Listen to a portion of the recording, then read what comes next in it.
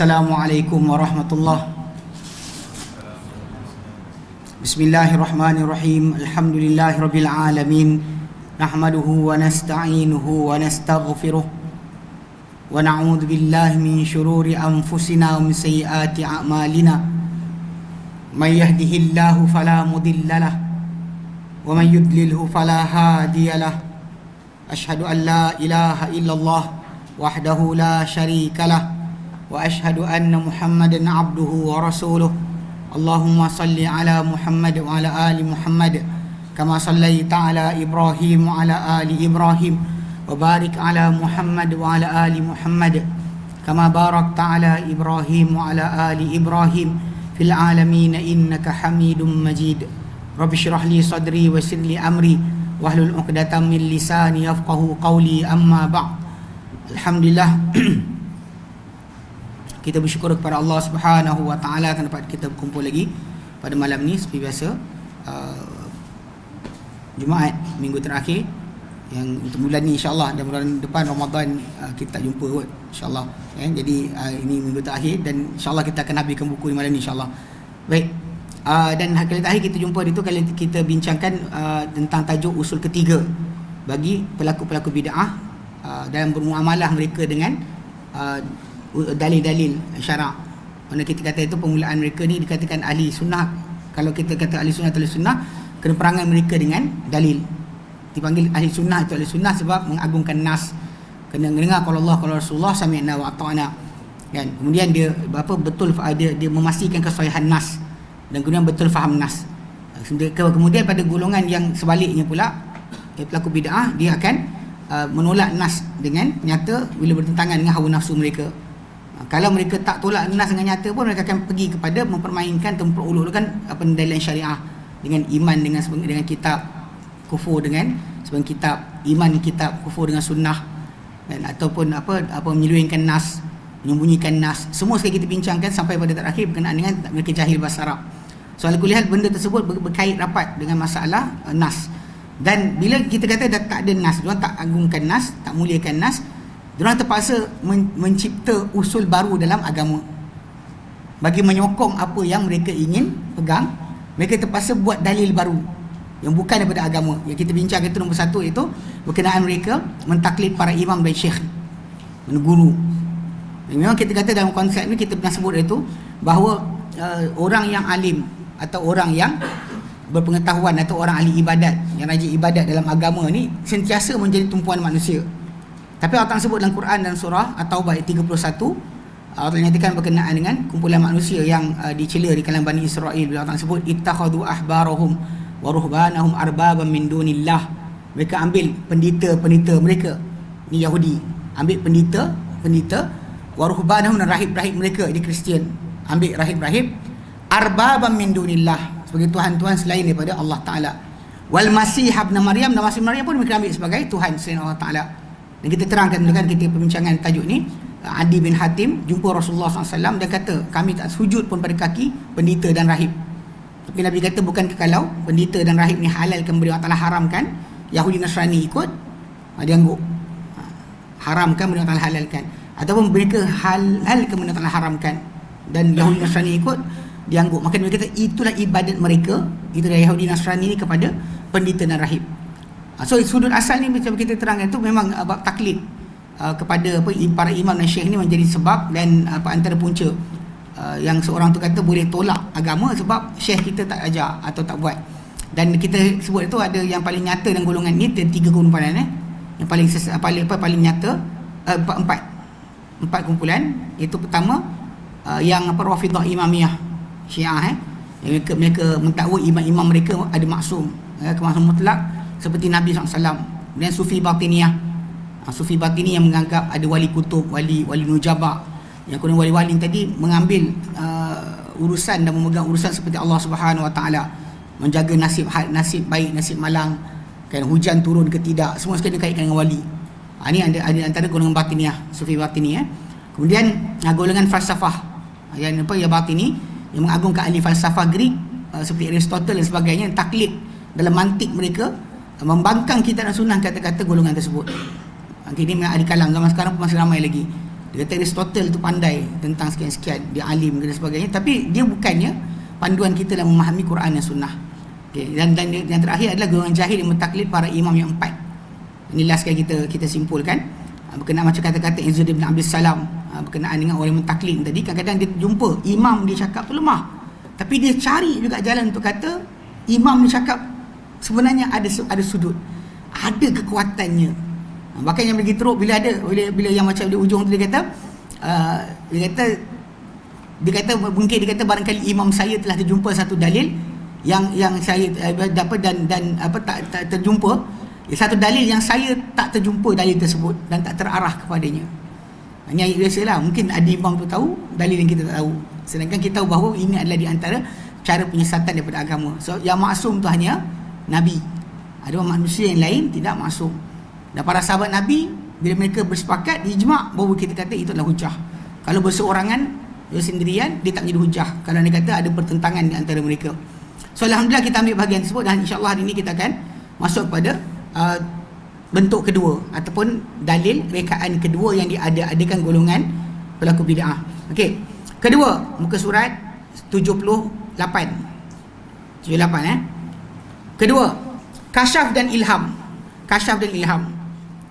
Dia kata para pelampau kesufian mendakwa bahawa para imam disingkapkan untuk mereka pada makna-makna Al-Quran dan As-Sunnah, perkara-perkara yang tak diketahui oleh para ulama syariah yang mereka namakan sebagai ulama zahir. Ni awak ni ikut ulama zahir, saya nak ulama batin.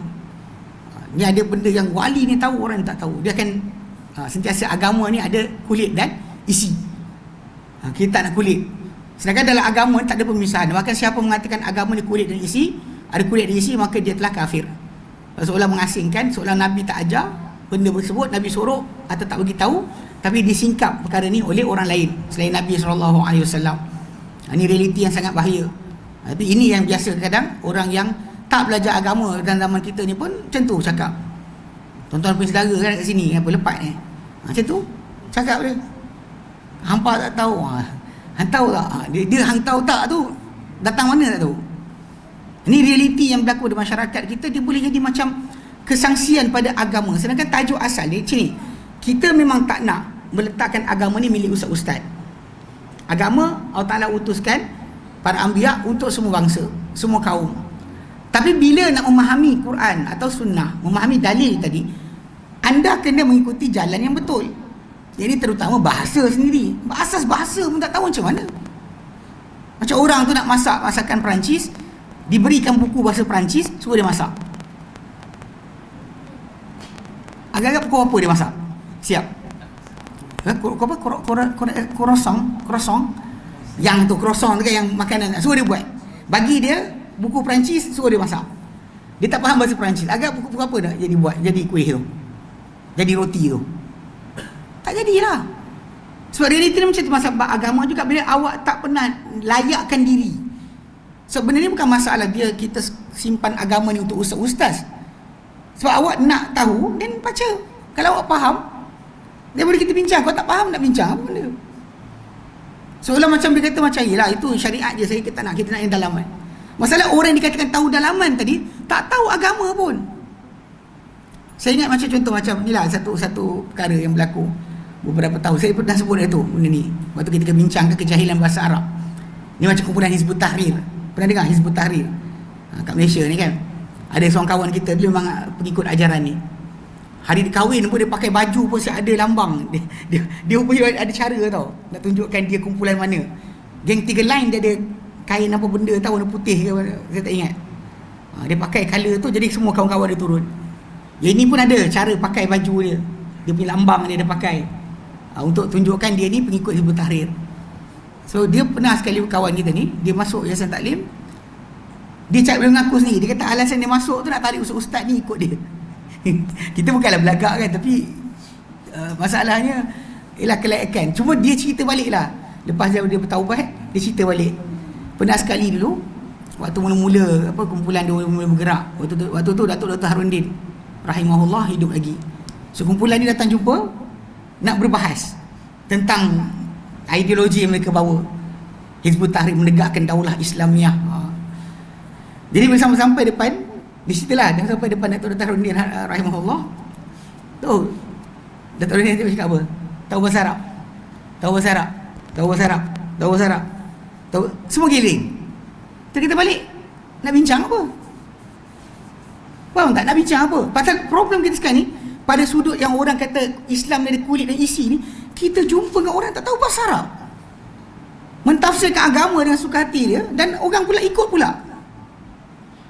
Macam tu jumpa macam Kahak Al-Kadzab ke Ayah Pin ke apa Harun Mak Saad, Tuan Harun, Tuan Harun, tak faham bahasa Arab pun, tak kerti apa benda, sepatah Arab pun tak tahu, apa Quran apa sunnah lagi tak tahu.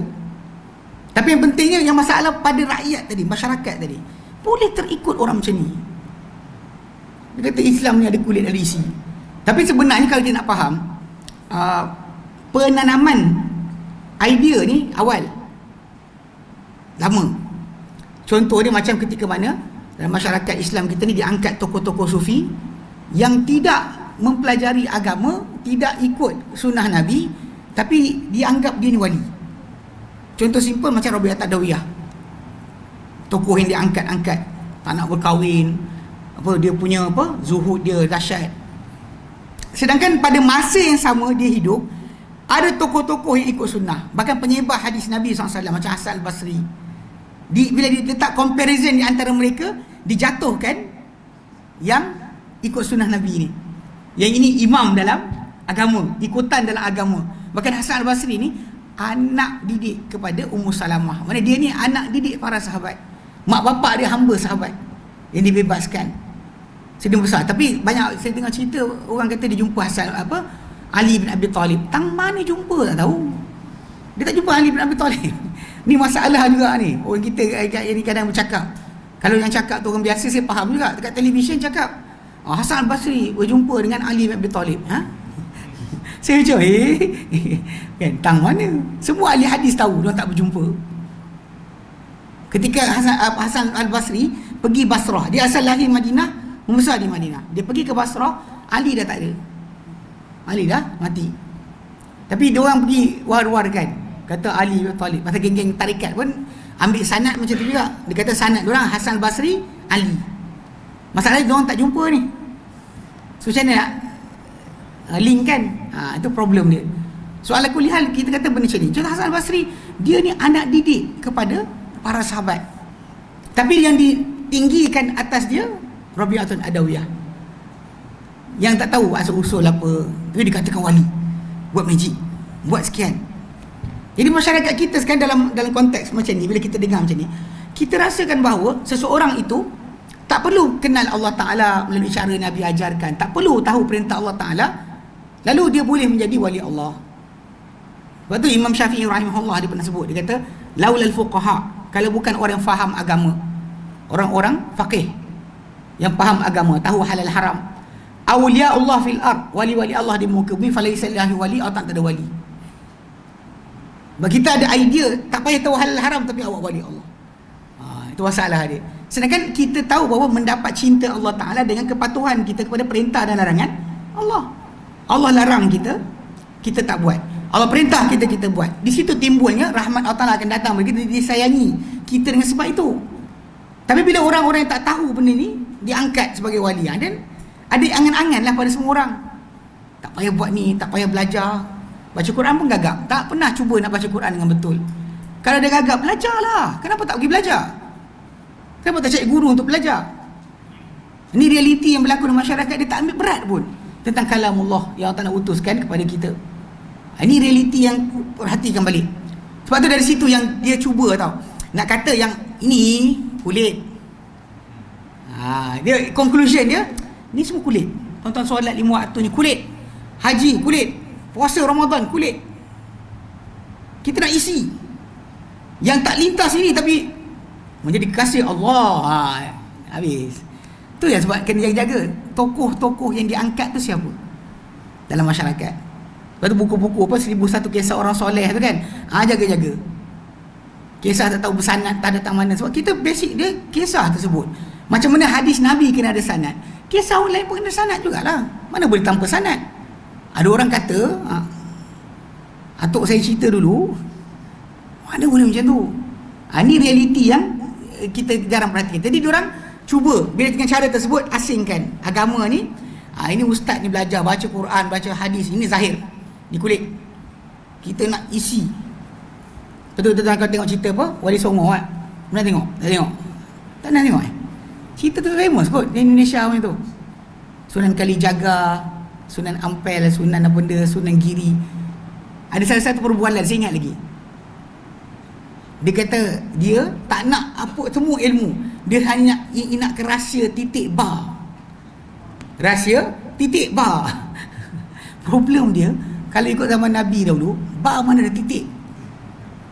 Tuan tahu? Tak tahu Titik ni dibuat oleh Khalil bin Ahmad Al-Farahidi. Dia lahir tahun 100 Hijrah, mati 170.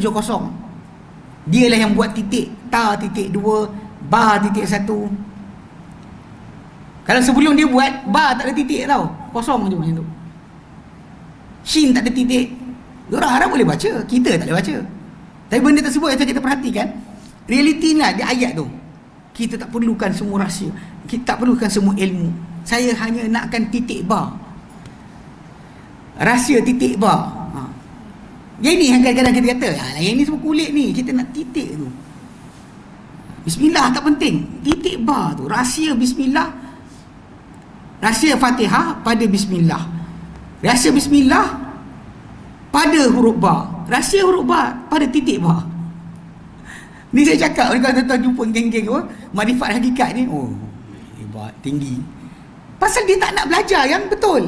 Yang belajar, kita kena belajar kenal huruf, kena tahu sebutan, tahu kalimah, kena belajar hadis, dengar sabda, kena dengar qala Rasulullah SAW satu persatu, belajar hari 40 dulu.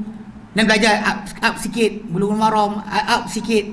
Kan kalau kita besar Riyadhus Shalihin ke, kita akan start belajar sampai kita tahu apa Nabi sabda, apa firman Allah Taala. Benda letih lah, perlu masa. Kena kosongkan masa. Macam sekarang ni kan waktu apa? 8 suku. Kalau ada separuh orang suka tengok berita, berita tu macam tu lah rupa dia, tak pergi mana pun. Kan? Kalau tak ada belanjawan untuk awak, tak ada lah. Kalau ada, adalah. Sibuk, ada tak kita punya? Tak ada. Faham tak? Jadi realiti dia tak penting pun. Tapi faham tak? Tuan-tuan asingkan diri kejap untuk datang belajar. Yang kita bincangkan perkara ni. Ini bukan semua orang boleh buat. Bukan semua orang boleh buat. Serius. Kalau tuan-tuan buat, kalau benda ni dibuat kat Indonesia, saya ingat pernah sekali pergi ke Batam. Dia orang buat apa daurah, faraid. Minta saya datang, saya buat. Jadi lepas Isyak, masjid ni penuh. Lepas tu bukan orang tua-tua, orang muda. Orang-orang muda, orang tua-tua tak ada lah. Kan? Ada sikit-sikit, yang muda penuh. Kat depan parking motor, bersepah motor. Itu pun buat program depan raya. Banyak lagi orang tak datang balik dari kampung. Program macam tu. Di sana lain sikit. Kat sini kalau ada ni ramai lah ni. Oh, Masya Allah, ramai pun datang. Hal kan. Jadi kena faham sikit. Sebab ini masalah dia pengasingan agama kepada kulit dan isi ni sebenarnya solution yang cuba dicari oleh seseorang yang tak nak belajar agama dengan betul. Tak nak ikut disiplin yang sebenar. Kan bila kita kata macam orang tak belajar, contoh katakanlah electrical engineering kan. Dia pun tak ada terus belajar buka wire yang ada ni, pergi dekat box tu terus buka, tak. Dia kena belajar daripada mula, daripada basic, daripada asas. Kereta macam tu juga. Awak kena faham daripada asas. Bukan tiba-tiba terus buka ke enjin kapal terbang. Mana boleh? Sebab ini realiti agama. Macam tu juga awak nak belajar, kena ada basic. Bukan kita kata paksa awak kena jadi macam ustaz. Tak. Datanglah kelas. Kalau rasa jahil bahasa Arab, buat kelas bahasa Arab.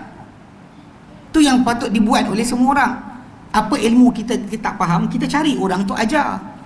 Betul itu cara kita belajar. Okey. So dia kata semuanya telah mengusulkan akidah ini Abu Hamid Al-Ghazali dalam beberapa buah kitabnya. Ya, memang dahulu ketika mana Imam Al-Ghazali rahimahullah, ketika dia mula bergelumang dengan falsafah. Memang ketika awal karangan dia bergelumang dengan falsafah.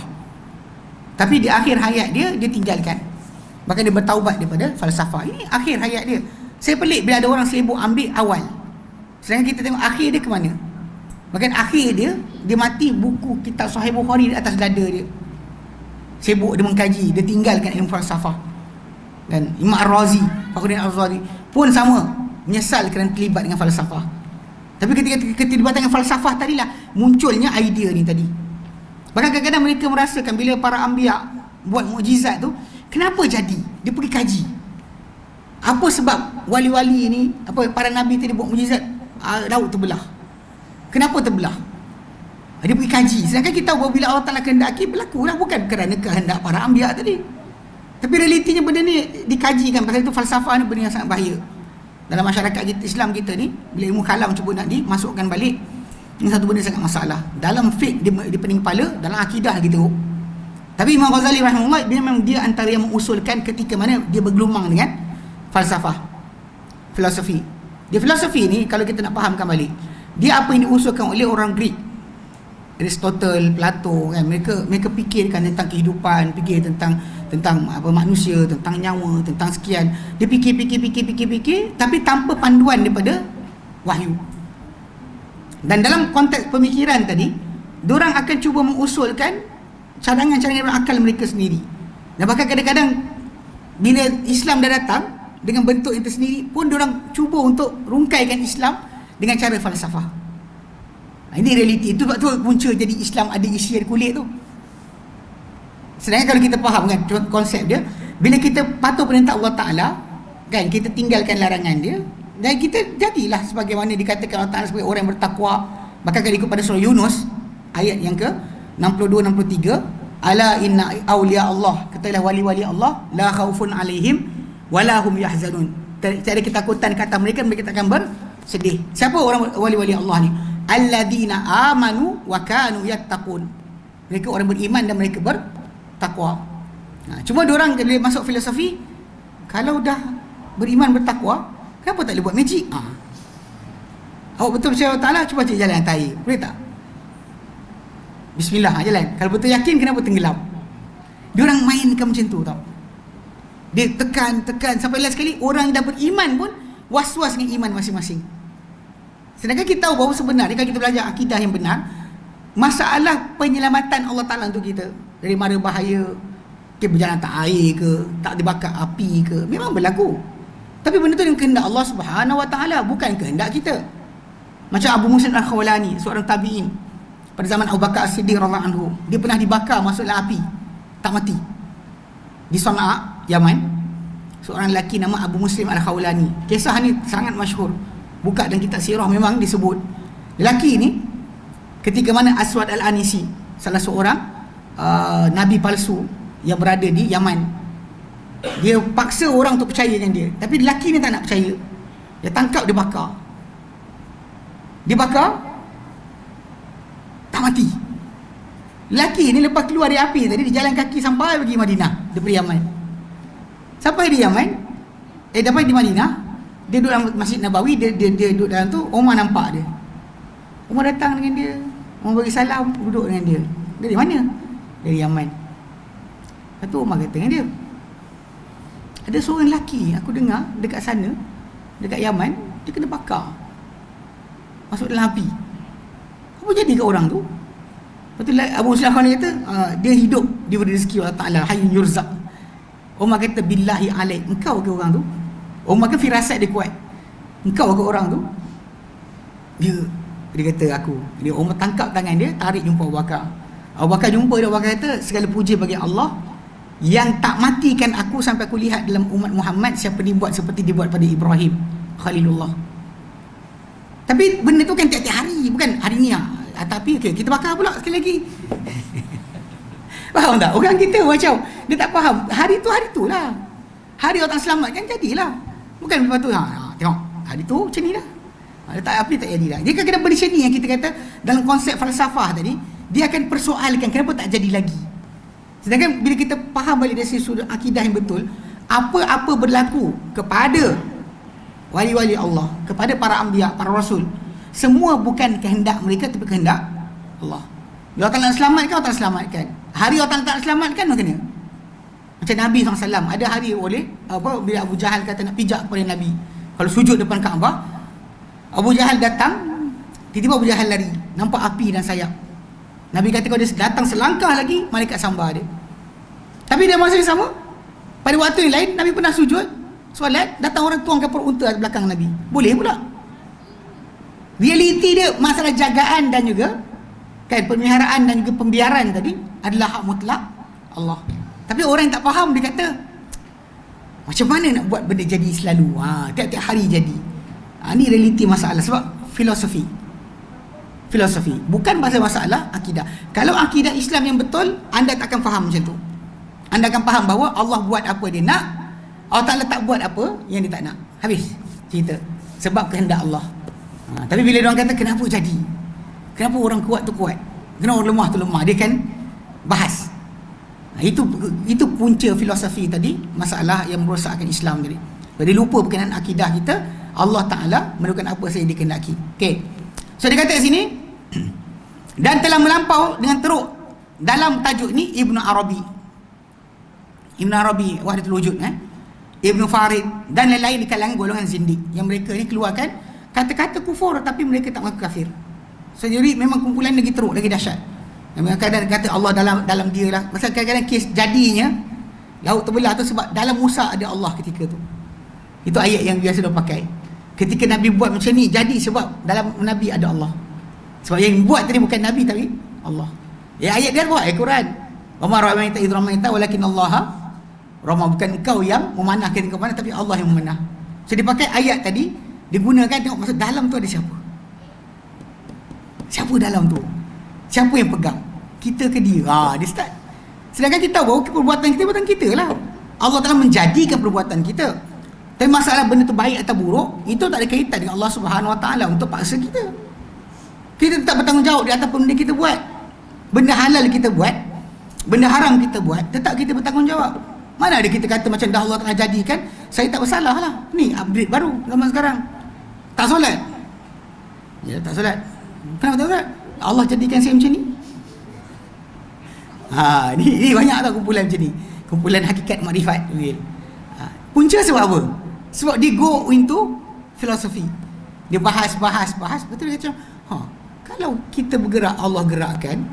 Kalau kita sekian. Jadi, sedangkan dia lupa masalah apa? Jazak. Balasan di atas tindakan kita. Allah Ta'ala bagi kita pilihan. Siapa tak bagi pilihan pula? Sudah tak depan kita nasi basi, nasi tak basi. Pilih. Nak makan mana? Pilih mana? Ada yang bongok makan nasi basi. Allah takdirkan saya makan nasi basi. Ada? Dia ambil nasi yang elok. Kenapa tak ambil nasi basi? Pegang dan makan dan sampai kata takdir Allah Ta'ala. Pegang. Ini realiti yang dipermainkan. Sangat bahaya. Punca sebab falsafah tadi. Okay? Baik. Al-Ghazali berkata, para anbiya dan para awliya tersingkap kepada mereka perkara berkenaan. Mana para nabi dan para wali tersingkap pada mereka perkara berkenaan, melimpah pada dada-dada mereka cahaya, bukan dengan pengajaran, pembelajaran dan penulisan kitab-kitab. Bukan sebab belajar. Nabi kata wa innamal ilmu bitta'allumi. Ilmu hanya dengan belajar. Dan bahkan tajuk masalah pengajaran Allah Ta'ala berikan, dia tajuk mungkin dengan ilham, mungkin dengan guru ajar, mungkin dengan kita tengok, kita faham. Macam bila Allah Ta'ala nak ajarkan kepada anak Adam yang berbunuh-bunuhan, kita kena ajarkan dia cara tanam mayat saudara dia. Kan Allah Ta'ala hantar gagak, korek di tanah, dekat situ boleh nampak, oh ini cara nak tanam. Allah Ta'ala boleh hantar kepada kita cara, tapi tetap kena belajar. Mana tak belajar? Sebab Nabi sebut wa innamal ilmu bitta'allumi. Ilmu hanya dengan belajar. Kan orang kata Ar-Rahman 'allamal Quran. Ar-Rahman 'allamal Quran. Dia mengajarkan Quran. Khalaqal insan, dia ciptakan manusia. 'Allamahul bayan. Ajarkan dia akan keterangan. Kalau kita bukan surah Al-Alaq, 'allamal insana ma lam ya'lam. Dia ajar manusia apa yang manusia tak tahu. Tapi konsep dia macam ni kan. Dia kata macam mana boleh buka pintu tu. Bagi mereka, sebab kita tahu bagi kumpulan yang sufi atau filosofi, diorang punya fahaman seorang ahli sufi itu jadi wali, jadi mulia, jadi tinggi sebab latihan. Dan seorang ahli falsafah tu meningkat kedudukan sebab pemikiran. Sebab dia berfikir dia sampai tahap tertinggi. Yang ini latih, zikir, naik tahap. Dan so jadi bagi diorang benda tu kena ada kerja. Bahkan kadang-kadang diorang nampak Nabi atau Rasul yang Allah Ta'ala pilih ni lebih rendah daripada wali dan juga daripada wali sufi dan ahli falsafah. Sebab ni pilihan Allah Ta'ala tanpa kerja. Yang ini dengan kerja mereka sampai ke tempat itu. Yang ini dengan latihan, tak puasa, tak makan, tak kahwin, elak diri manusia, tak bercakap. Yang ini sibuk berfikir sampai tahap tinggi. Yang ini Allah pilih. So orang kata, ya ini bawah lah daripada atas, daripada dua ni. Nampak tak dahsyatnya benda ni. Sebab ni kita nak benar faham pasal konsep pemikiran mereka ni sangat rumit. Sebab kita kadang-kadang orang tak faham kenapa boleh orang duk golek dekat pakcik tu. Rasa macam tak ada akal pun. Kan pakai baju tak cukup. Kenapa orang datang ke dia? Allah dah, ni pakcik ni berzikir-zikir sampai gila. Zikir sampai gila. Yang seorang tu belajar sampai sewil. Mana dia lepas terbuka hijab, jadi gila terus. Faham? Tuan-tuan perasan tak? Ini realiti dalam masyarakat kita. Makin busuk, makin wali. Makin gila, makin wali. Macam ada orang ustaz kata kan, dah pakcik tak boleh belajar dah, asyik nangis siang malam pasal dia buka hijab. Para sahabat Nabi sallallahu alaihi wasallam radhiyallahu anhum, para sahabat Nabi radhiyallahu anhum, tak ada seorang pun gila. Diajar oleh Nabi, dipandu oleh Nabi, tak ada seorang pun gila. Yang kita ni belajar falsafah, itu terutama di universiti psikologi. Ini bukan kisah kelentong, yang betul. Banyak yang ambil psikologi, ada yang jadi gila. Dia fikir cara pemikiran barat tadi, cara falsafah, faham jiwa manusia tanpa wahyu, tiba-tiba dia jadi sewil. Ini bukan kisah lawak, yang betul. Sampai kan ada orang tanya soalan dekat saya, dia kata, kenapa ustaz bila belajar psikologi orang jadi gila? Saya kata wallahualam, mungkin kerana nak mengkaji tentang jiwa manusia yang Allah Ta'ala sembunyikan. Kita tak ada, kan macam orang sebut tentang roh. Yas'alunaka 'anir ruh, qul ruh min amri rabbi. Kata Muhammad, roh daripada urusan Tuhanku. Wa ma utitu min ilmi illa qalila. Kamu tak diberi ilmu daripada tentang roh kecuali sedikit saja. Lepas tu kita nak gali macam mana lagi? Penggalian yang banyak tadi jadi sekali sewil tu. Itu yang kalau yang belajar psikologi. Kata yang belajar ikut sufi, dapat zikir tertentu panas-panas jadi gila. Kenapa? Hijab dia kata terbuka. Sampai kan jadi gila, sampai dia nampak kebenaran. Para anbiya lebih tahu kebenaran. Tak ada seorang pun nabi gila. Jadi macam mana boleh timbul orang kata gila ni makin wali? Saya tak faham. Tapi realiti dia kat sini tadi lah. Balik pada asal, kita nak lari daripada jalan syarak, kita ikut jalan lain. Okay. Dia kata apa? Bahkan ia dengan zuhud terhadap dunia dan berlepas daripada ikatan-ikatan dunia, serta mengosongkan hati dari kesibukan hari dari kesibukan hari. Mana hari mana kesibukan harian kita, cari rezeki. Itu kadang separuh tak nak kahwin. Sebab kalau dalam kehidupan harian anda akan ada urusan kekeluargaan, masalah urusan anak. Bila tanya, bang anak kita ni demam, anak sakit, bang anak kita yatim baca lagi, bang ada sekian. So benda ni kena kosongkan, barulah datang pembukaan dari Allah. Ini ajaran yang kita sebut ni dah kita ihya, bukan tempat lain. Okay? Dia kata apa? Kemudian dia menceritakan cara berkenaan, cara dia. Lalu berkata, pertama, dengan memutuskan ikatan-ikatan dunia secara keseluruhan dan kosongkan hati daripadanya. Kemudian berkhalwat dengan diri sendiri pada satu sudut dengan membataskan kepada fardu-fardu rawatib-rawatib sahaja. Duduk dalam keadaan kosong hati. Ni kalau dikatakan, kalau tuan-tuan pernah dengar ESQ kan, dia panggil zero mind process. Kosongkan hati daripada segala ingatan. Hatta lagi teruk ni kat bawah tu dia kata apa? Mana buat ibadah fardu? Ini masih ada lah. Solatnya, kalau yang tuan-tuan tengok betapa dekat gunung-gunung tu kan, ambil ni lah. Inilah ajaran dia. Kosongkan diri daripada kesibukan manusia, duduk satu tempat, jangan fikir apa-apa, dia kata. Okey. Ya, fardu dan rawatib saja. Duduk dalam keadaan kosong hati, menghimpunkan kerusingan, tidak memecah pemikiran dengan membaca sebarang ayat Quran. Yang baca Quran bos, terfikir pada Quran ni akan mengganggu kita di konsentrasi. Tu tuan pernah dengar ada ayat kata wali-wali kat Kedah kat mana kata tak payah hafal Quran, tak galakkan hafal Quran. Kenapa? Ni samalah. Sebenarnya benda ni kalau tuan-tuan cerita balik macam geng ASQ pun, ajaran mereka bawa Zilman proses ni sebiji macam dalam kitab Ihya. Tapi ketika diorang bawa, diorang tak sebut macam tu. Sebab Jabatan Agama Islam jadi macam apa, tak boleh ni. Tapi kalau pandai, diorang buat sebut macam ni, Jabatan Agama Islam pun pening kepala kan nak tolak. Dia buat reference Ihya Ulumuddin, muka surat sekian, muka jilid sekian. Awak rasa-rasa Jabatan Islam nak tolak je ni? Habis semua kena terima. Tapi kes tu, time tu dah tak pandai, tak bagi tahu sekarang. Okay. Tidak juga dengan memerhati pada tafsir. Jangan tengok pada tafsir pun. Dan tidak menulis sebarang hadis, dan tidak selainnya. Hadis pun jangan tengok. Jangan baca hadis pun. Yang tengok hadis. Jadi tuan-tuan perasan tak? Ini dia contoh benda macam ni kan. Dia cuba nak bawa kita kepada masa Nabi dapat wahyu dalam Gua Hira.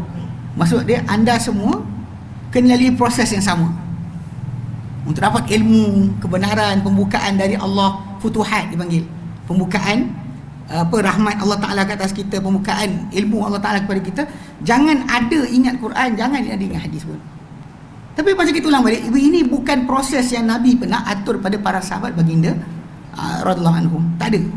Tak ada Nabi kata pada Bakar, pergi kubur sekian, engkau pergi kubur mati, ini kau masuk telaga, engkau masuk sekian kan? Kalau orang lain ada lah kan, so duduk rumah tinggal, zikir, tunggu sampai datang sesuatu.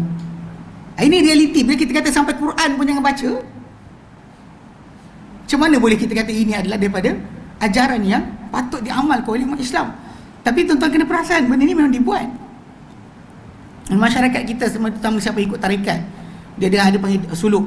Dia orang akan masuk hutan, masuk dalam pondok-pondok mereka buat dalam hutan sebagainya, jauh daripada masyarakat. Dan mereka duduk dalam satu kelambu, tak makan daging untuk tempoh tertentu, jangan makan benda berdarah. Dia bagi zikir, Tok Guru akan bagi zikir, amalkan zikir sekian sepanjang waktu. Tinggal Jumaat tak lagi. Ini masalah ni. Tang mana jadi syar'i pula. Kita ni macam zaman ketika Nabi dapat wahyu di Gua Hira. Mana ada solat lagi?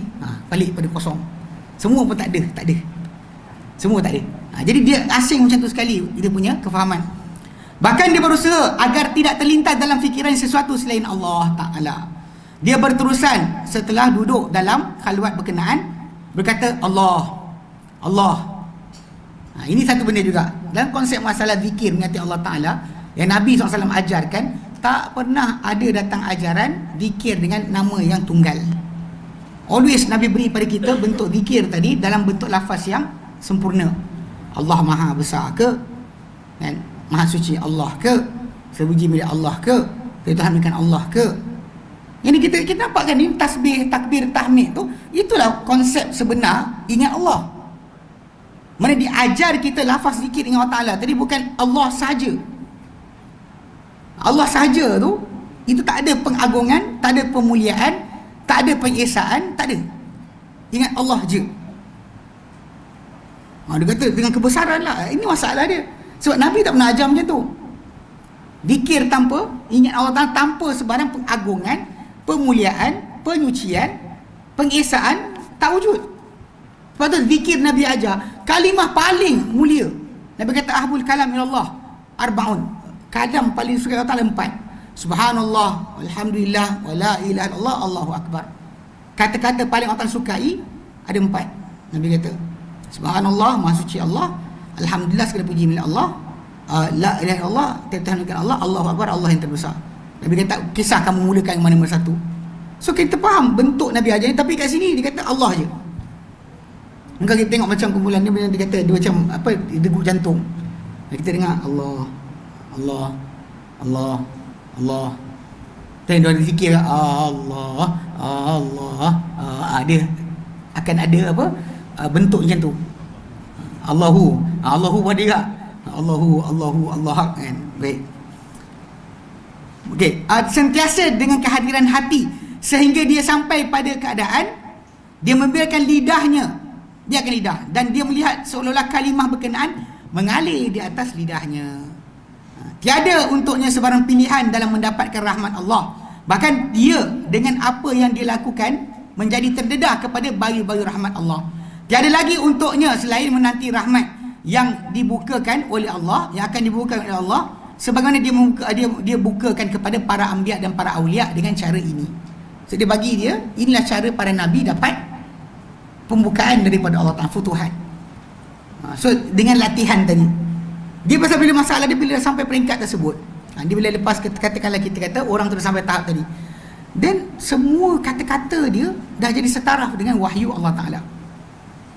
Kalau tuan-tuan dengar, saya dengar apa Arkam dulu ada lagu, pandangan mata selalu menipu, pandangan akal selalu tersalah, pandang nafsu selalu selalu meluru, pandangan hati itu yang hakiki kalau hati itu bersih. Saya tak nak nasyid lah, nyanyi nasyid kan, tuan-tuan kata saya nasyid pula kan. Okay. Dia kan dekat chorus kata hati kalau terlalu bersih, pandangannya akan menembusi hijab. Hati bila sudah bersih, firasatnya tepat kehendak Allah. Itu yang diorang kejar. Banyak orang dia nak ilmu rasa, dipanggil ilmu rasa ni, dengan bentuk yang sama. Tapi macam kita sebut tadi kan, sedangkan kita dalam konsep yang kita diajar oleh Rasulullah SAW, dalam solat kita latih Allah Ta'ala perhatikan kita.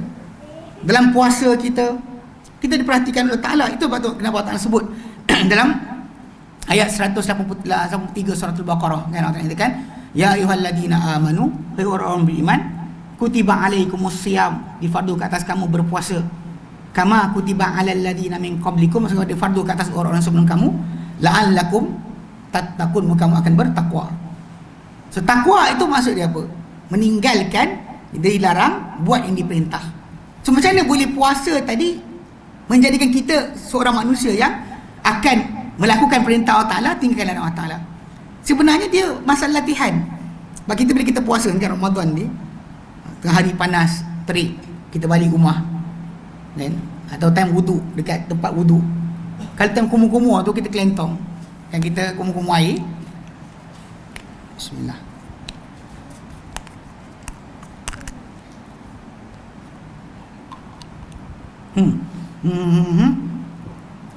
Telan sikit.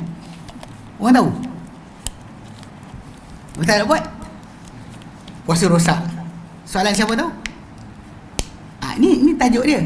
Sebenarnya kalau kita faham betul, bila dalam ayat 45 surah An-Nahl, Allah katakan innas salata tanha anil fahsya'i wal munkar. Solat mencegah perbuatan keji dan munkar. Konsep dia sebenarnya sama. Sebab ibadat yang kita buat kerana Allah Ta'ala tengok kita, nampak kita, dengar kita. Contoh macam kes solat kita dalam solat kita ada perkara-perkara yang kita buat, orang nampak, orang tahu. Ada benda yang kita tak buat ke tak buat, orang tak tahu, Allah je tahu. Contoh macam hadap kiblat. Kalau kita menghadap, ini kiblat, kita menghadap sini, orang tahu, nampak ataupun kita pakai tutup aurat, orang nampak. Tapi kalau kita ambil wudu, orang tahu tak? Tak tahu pun. Bahkan dalam solat terkentut, kita buat tak tahu je, tak keluar. Banyak orang buat macam tu. Orang Melayu kita tak keluar soft. Kita kalau duduk tanah Arab, biasa je nampak orang keluar soft, pergi tinggalkan. Imam-imam pun pernah keluar, tinggalkan apa solat berjemaah. Sebab apa? Sebab dia dah batal. Kat Malaysia saya tak faham, memang imam tak pernah batal Nak kata tak ada lubang kentut, ada semua kot. Ke tak ada? Ada kan? Saya pribadi pernah buat lah dekat Bukit Ramputra sekali. Tapi bukannya saya seorang, ada seorang ustaz sebelum saya buat yang tu juga. Dia macam ni, dia tolak suruh jadi imam. Saya tak nak jadi imam kalau boleh, tapi tolak jugalah. Lepas kelas solat isyak, rakaat pertama okey, kedua okey, masuk ketiga nak terkencing. Mana boleh? Nabi larang kita solat dalam keadaan didesak oleh dua kotoran. Rasa nak buang air besar, buang air kecil, keluar. So kita takkan nak tahan. Tahu tak? Last sekali aku ingat Allah, ingat kencing. So apa saya buat? Saya berhenti solat saya pusing belakang, saya pakaikan mikrofon dekat yang belakang saya. Betul saya belakang. Tapi mujur yang belakang saya tu faham. Saya keluar jadi, lepas tu dia ke depan, dia sambung solat. Allahu Akbar kan. Terus sambung rukuk, sujud sebagainya. Lepas solat saya tanya, first time? Oh tak, ada seorang lagi ustaz. Bukan ustaz, bukan apa, ada seorang lagi. Lepas tu yang betul, dan Islam mana ada masalah kat situ. Orang rasa kencing, keluar lah. Kita tahan buat apa? Menggeletar kot. Tahan kencing. So reality dia benda macam ni. Kadang-kadang benda yang kita panggil apa, bab toharah ni kan, tak mandi wajib, orang tak tahu pun. Kita tuan mandi juga kenapa? Sebab tak sah ibadat. Soalan siapa tahu? Ini yang takwa tadi. Ramadan tadi kalau kita tipu kan, minum air tengah mandi kan, balik-balik kerja letih penat mandi, kan, gogok sikit. Tak ada siapa tahu pun. Ini tak tahu. Yang bini pula kat rumah macam tu juga. Suami pergi kerja, anak pergi sekolah. Lepas tu makanan sahur tadi telajak sedap. Suami belah, tengok dia buka wanita hari ni nyok-nyok makan. Suami tanya balik-balik petang, lauk sahur tadi ada lagi? Habis dah bang, basi. Kalau tipu pun tak ada siapa tahu. Soalan, kenapa tak buat? Ini tajuk asal takwa. Yang ini sebenarnya bukaan sebenar dia, inilah dia ibadat tadi. Tapi kadang tak diceritakan. Kita duk solat. Apa pasal? Sebab kita nak bina rasa diperhatikan oleh Allah Ta'ala tadi. Itu sebenarnya yang sebetul-betul. Bukan cara yang tadi duduk kelubung, ambil kain selimut, duduk bucu dinding, duduk dalam gua. Bukan. Bukan Okay, baik. Bagi azan dan kita insyaAllah lepas solat nanti kita sambung balik. Wallahu a'lam. Sallallahu ala Muhammadin. Alhamdulillah rabbil alamin. Assalamualaikum warahmatullahi wabarakatuh. Wassalatu wassalamu ala Rasulillah wa ala alihi wa sahbihi wa ala amma ba'd. Okay, jadi macam kita terangkan tadi, sebenarnya apa yang datang daripada syariat yang dibawa oleh Muhammad SAW sebenarnya dah memadai bagi ketakwaan dan juga meningkatkan keimanan seorang, bahkan menjadikan seorang tu sedar tentang dirinya sebagai hamba Allah, dan bahkan melatih dia merasakan Allah terperhatikan dia sepanjang waktu. Tak perlukan kepada masuk gua ke, masuk kelambu ke dan sebagainya. Itu kita kata sebutkan tadi. Cuma kadang-kadang penjelasan ni kurang dibahaskan. Kadang-kadang orang kata solat mencegah perbuatan keji dan mungkar. Macam mana? Tak ada jawapan. Atau macam puasa tadi, la'allakum tattaqun. Kan 12 jam tak buat benda yang Allah Ta'ala jadikan puasa kita rosak hanya kerana Allah nampak. Bukan sebab manusia kita boleh tipu, pakai tinted gelap, minum air dalam kereta, mana orang tahu? Sambil-sambil tengah jam kan, kotak, mana orang tahu? Wuduk tadi tak ambil, mana orang tahu? So realitinya ini yang kita kata kadang-kadang terlepas penjelasan yang diberikan. Maka ada orang terpaksa cari jalan kerohanian dia, cara selain syariat Muhammad sallallahu alaihi wasallam. Lebih tepat cara yang tadi kan, dia kata macam Nabi SAW sendiri. Memang Nabi sendiri lalui proses tersebut. Kita tak boleh lalui proses yang sama. Patutnya kan jenuh pula. Nabi lalui proses pembelahan jantung, bedah jantung. Tadi dibedah, kemudian dia ambil jantung, dibasuh dengan air zam-zam. Tuan-tuan nak kena buat juga ke? Kan orang sibuk kata kalau Nabi buat kita kena buat. Pergi daftar IJN, bedah jantung, basuh air zam-zam. Sanggup tak? Kan? Jantung dibawa keluar, dibedah, kemudian cantum balik, ambil. Realitinya itu benda yang khas untuk Nabi, bukan untuk kita. Untuk kita, apa yang Nabi ajarkan dan tunjuk sebagai jalan, itu yang kita ikut. Okay, baik. Okay, dia berkata di tempat lain, dan kitab beliau juga kitab Ihya Ulumuddin, khalwat tidak terjadi melainkan dalam rumah yang gelap. Sekiranya dia tidak memiliki tempat yang gelap, maka tudungkanlah kepalanya dengan belahan bajunya. So dia kita buka ni kan, ni butang ni, ambil naikkan baju, tutup kepala. Okey. Ataupun dia berkelubung dengan sarung atau kain. Maka dalam keadaan seperti ini, dia akan mendengar seruan kebenaran dan menyaksikan keagungan hadrat kenabian. Maksudnya bukan setakat Nabi, bukan awak punya. Macam mana Nabi dapat, awak dapat. Ini masalah. Sebab kita kata macam mana kita sampai tahap Nabi. Tapi dia kata Nabi terbuka dengan sebab khalwat dekat Gua Hira. So kita pun nak kena khalwat juga. Itu realiti yang sebenar. Bahkan kalau ingat macam dulu dalam konsep apa, macam ESQ tu kan, dia orang buat konsep, dia kata mencari Tuhan. Semua orang boleh dapat kenabian. Macam mana Ibrahim cari Nabi, cari Tuhan, Muhammad cari Tuhan, dapat. Dan kita boleh dapat juga cara kita sendiri. When God spot titik Tuhan dalam otak kita. Ini realiti benda macam ni. Dan tajuk dia bukan setakat masalah lepas katakanlah orang tu kenal Allah Ta'ala, dapat suara kebenaran, lepas tu dia ni telah tersingkap hijab. Apa cakap dia semua betul, semua tepat kehendak Allah Ta'ala. Itu yang datanglah sekali kita kata guru jadi maksum kan, guru yang mursyid dipanggil. Ada istilah dalam kalau tarekat guru mursyid. Saya pernah kena sekali seorang hamba Ta'ala ni, dia buat pembentangan dia bertajuk tarekat-tarekat sesat.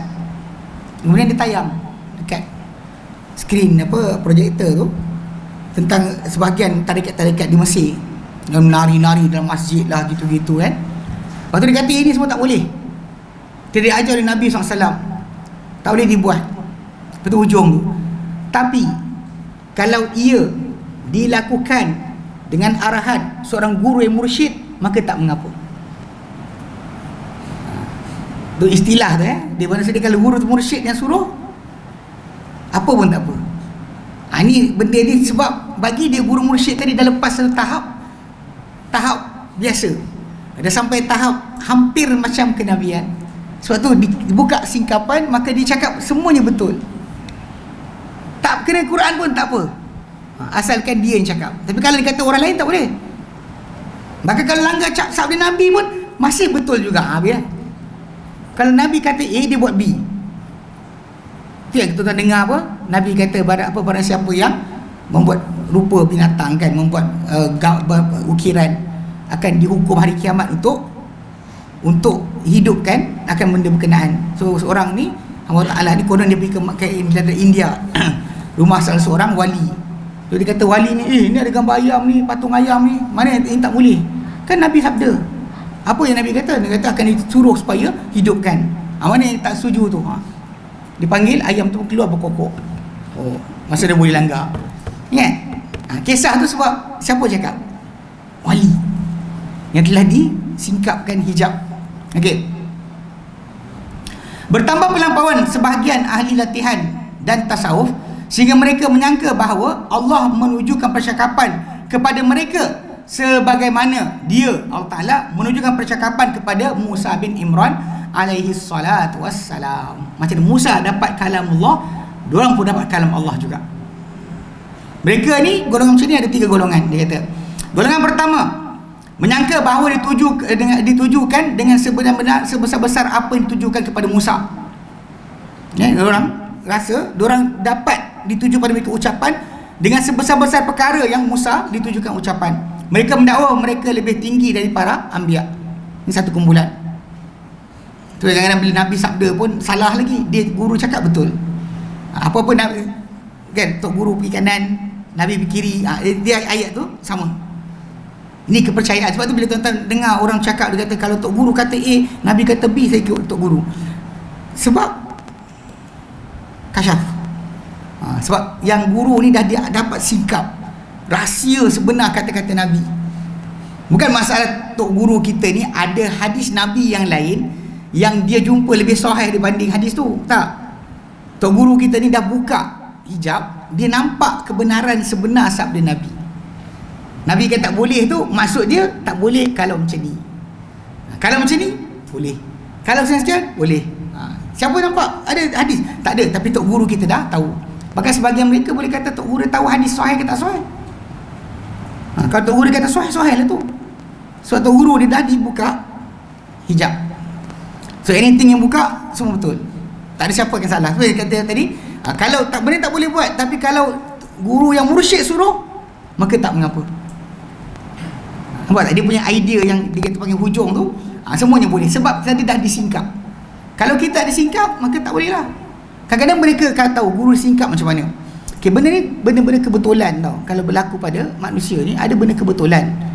Kita bercakap, orang dengar, kita bercakap, orang perhati. Kemudian jadi macam kita cakap. Kalau kita nak kelentong orang boleh je. Ni pengalaman saya lah kan. Waktu dekat apa? Dekat Serambut dulu saya mengajar satu masjid, Masjid Firdaus. Tepi jalan kucing tu kan, ada masjid tepi tu. Dia masjid tu kita ngajar macam biasa. Bahkan saja kitab ni lah. Ajar-ajar, lepas tu satu hari tu lepas kita kelas, ada seorang abang tu datang. Saya tersebut kisah Nabi Yusuf tak salah saya. Saya buat something perumpamaan dan sebagainya. Lepas tu abang tu datang. Lepas solat, kata Ustaz tadi cerita pasal kisah Nabi Yusuf. Nama saya Yusuf. Saya macam apa pasal? Ya, Ustaz cakap tadi kena macam hidup saya. pula. Saya tadi sebenarnya nak pergi wayang, tapi singgah sini, tiba-tiba ustaz cakap macam ni. Tahu saya kata apa? Bang, tak sengaja tu bang. Bukan sengaja bang, tak sengaja. Saya tak tahu abang datang sini, tak ada kaitan dengan abang. Saya mengajar hari ni, memang tak ada kaitan dengan abang. Tapi katakanlah saya cakap dengan dia, besok buat ayam panggang, agak dia bawa tak? Ni benda ni kebetulan, jangan percayalah. Kalau kita buat macam tu, percaya masalah orang kan ni. Orang ni sekarang dia cakap jadi ya. Anak murid ni cerita orang ni cerita orang ni. Last kali itu last kali orang kata dia kasyaf dan sebagainya kan. Kisah macam tu lah. Itu cerita-cerita yang sering disebar-sebarkan. Tapi sebenarnya jangan layan pun. Awak layan lagi teruk jadi. Benda macam ni kita kata kadang-kadang Allah Ta'ala saja jadikan berjadi. Para sahabat Nabi dahulu, diorang akan jadi macam ni, baca Fatihah orang gila sembuh daripada gila. Tapi dia tak ada buka puasa orang Islam lepas tu. Tak ada sekali sampai sekali, besok buka. Dia tak ada rasakan benda tu akan berlaku kali kedua, kali ketiga, kali empat. Kita sekali jadi, besok buat banner, tempah banner terus depan kedai letak. Tetap perasan tak apa beza dia? So, para sahabat Nabi dapat tahu contoh macam Uwais Al-Qarani terkenal kan, doa dia makbul. Tahu tak bila doa dia makbul diketahui, tahu tak apa jadi? Dia lari. Orang datang di Yaman cari dia nak minta doa macam yang Umar minta kan. Sebab diketahui doa dia makbul, doa dia didengar oleh Allah Ta'ala. So orang cari dia lari. Kita kalau orang cari, astagfirullah, ambil kupon. Dari sini je, serius. Tapi kadang-kadang kalau tuan-tuan perhatikan benda ni, ialah Allah Ta'ala jadikan pada masyarakat manusia ni, tuan-tuan perhatikan orang tu akan naik nama, lepas tu hilang. Betul tak? Naik nama, lepas tu hilang. Ni, lepas tu hilang. Pasal benda tu Allah Ta'ala bagi jadi sekali-sekala. Mula-mula tu Allah Ta'ala bagi, lepas tu tak jadi. Orang tinggalkan awak. Tapi ketika jadi tu, jangan main kan? Orang tengok kita ni waliullah. Jaga-jaga sikit. Jadi golongan pertama ni dirasa dia lagi tinggi banding Nabi. Golongan kedua menyangka bahawa Allah Ta'ala bercakap pada mereka seperti percakapan dengan Musa. Mereka berpendapat bahawa kenabian boleh diperolehi. Macam saya katalah, kumpulan ESQ kan, bagi dia kenabian tu dicari. Awak sendiri kena cari, awak jadi Nabi. Belajar cara dia jadi Nabi. Adalah proses-proses dia. Golongan ketiga menyangka bahawa ahli latihan kadang-kala mendengar percakapan yang didengar oleh Musa. Tapi Musa yang dimaksudkan dengan percakapan tersebut bukan si dia ini. Ini kurang sikit lah. Maksudnya dia boleh dengar kalamullah kepada Musa. Musa yang diberikan tapi dia terdengar. Okey. Para imam Islam telah menolak kesesatan ini dan menjelaskan kebatilan dan kebengkokannya. Di antaranya kata-kata Syekh Islam Taimiyah atau menjawab Imam Al-Ghazali yang menyangka bahawa pertimbangan penerimaan perkara-perkara yang didengar adalah ketepatan dengan kasyaf dan musyahadah. Maksud dia kata kita tahu benar ke tidak serupa dengan kasyaf yang kita nampak, musyahadah yang kita tengok. Bab kasyaf ni kadang memang orang kita memang suka ayat-ayat ni, macam orang boleh scan, nampak ni ada jin, ada sekian. Sedangkan saya nak ceritakan, bila kita tengok kisah para sahabat Nabi, kisah Nabi sendiri, para anbiya, Ibrahim AS ketika datang pada dia para malaikat nak musnahkan kaum Lut, singgah rumah dia dulu. Ibrahim buat apa? Ibrahim AS buat apa? Disembelih anak lembu, masak, hidang untuk makan. Kalau dia tahu tu malaikat, dia masak tak? Tak. Dia tak masak lah. Kalau dia tahu itu malaikat, ni dia masak tak makan. Dia tak makan, dia takut. Dia bimbang. Sebab zaman tu punya ajaran ataupun kebiasaan, kalau kita nak khianat orang, kita makan makanan orang tu hidang, kita nak serang dia, dia bagi makan, kita tak makan. Zaman sekarang jangan kan, nak pantai, nak tangkap ustaz dulu, sebelum tangkap kita makan dulu, dia hidang kita makan, kenyang-kenyang, jadi ustaz jom ikut kami pergi pejabat.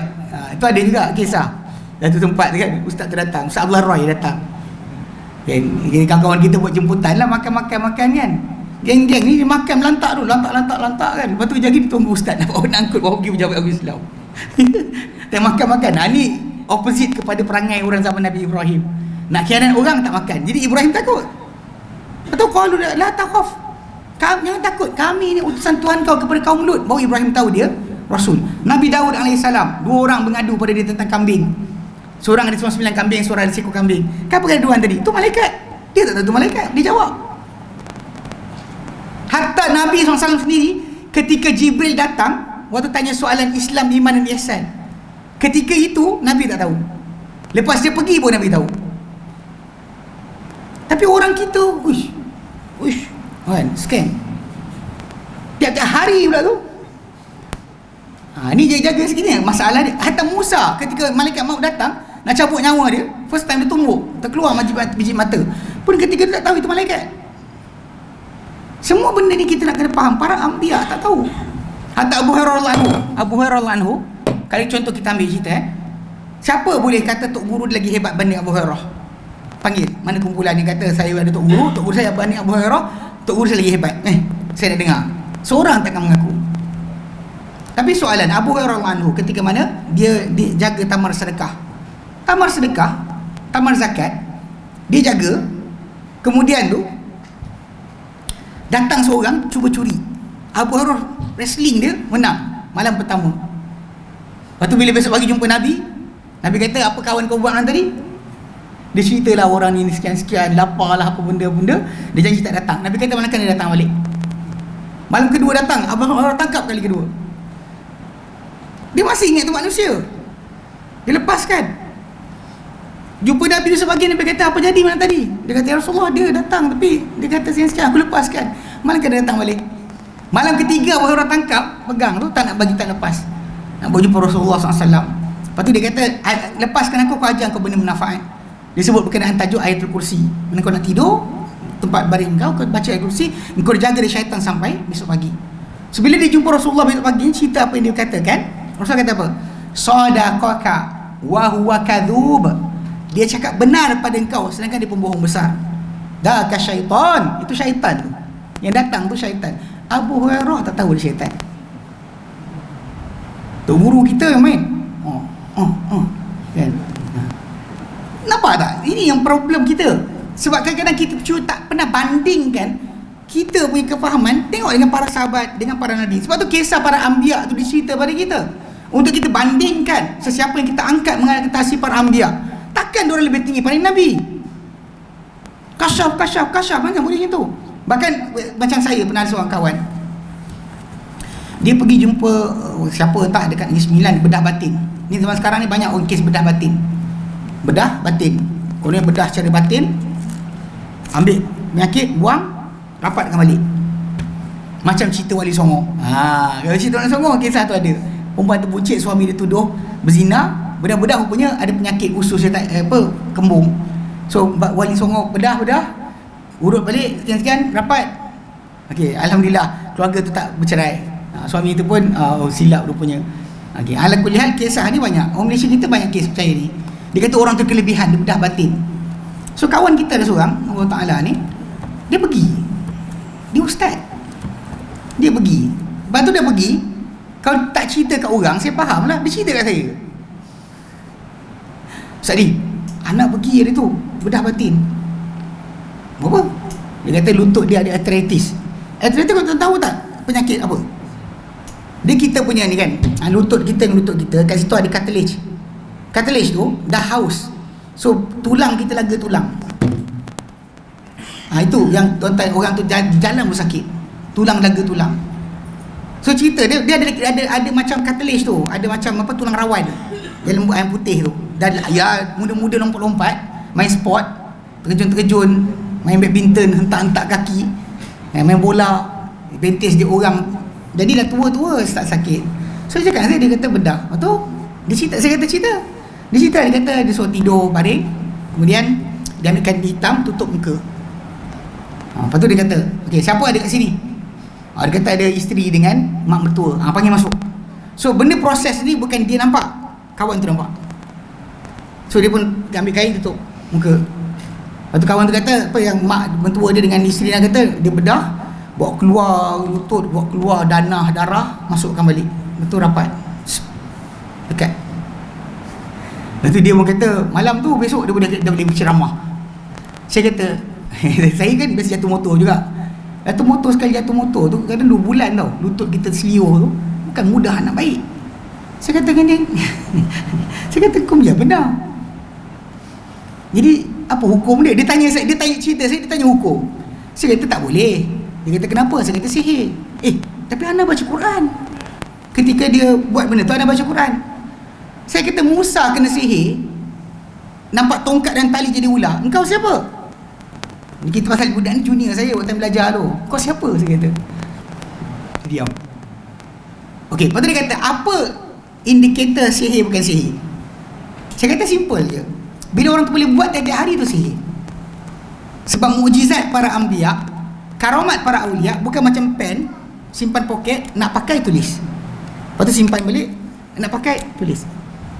Tidak sekali-kali itu. Macam kes tadi lah, Nabi SAW dijaga daripada gangguan Abu Jahal. Tapi pada waktu yang lain Allah Ta'ala biarkan Nabi kena. Nabi boleh banyakkan makanan sedikit, jadi banyak ratusan orang ambil makanan, Nabi doakan. Ada masa kebuluran, ada masa air sedikit, Nabi letak tangan, keluar membuat buah, ratusan orang kutip air. Ada masa tak ada air langsung.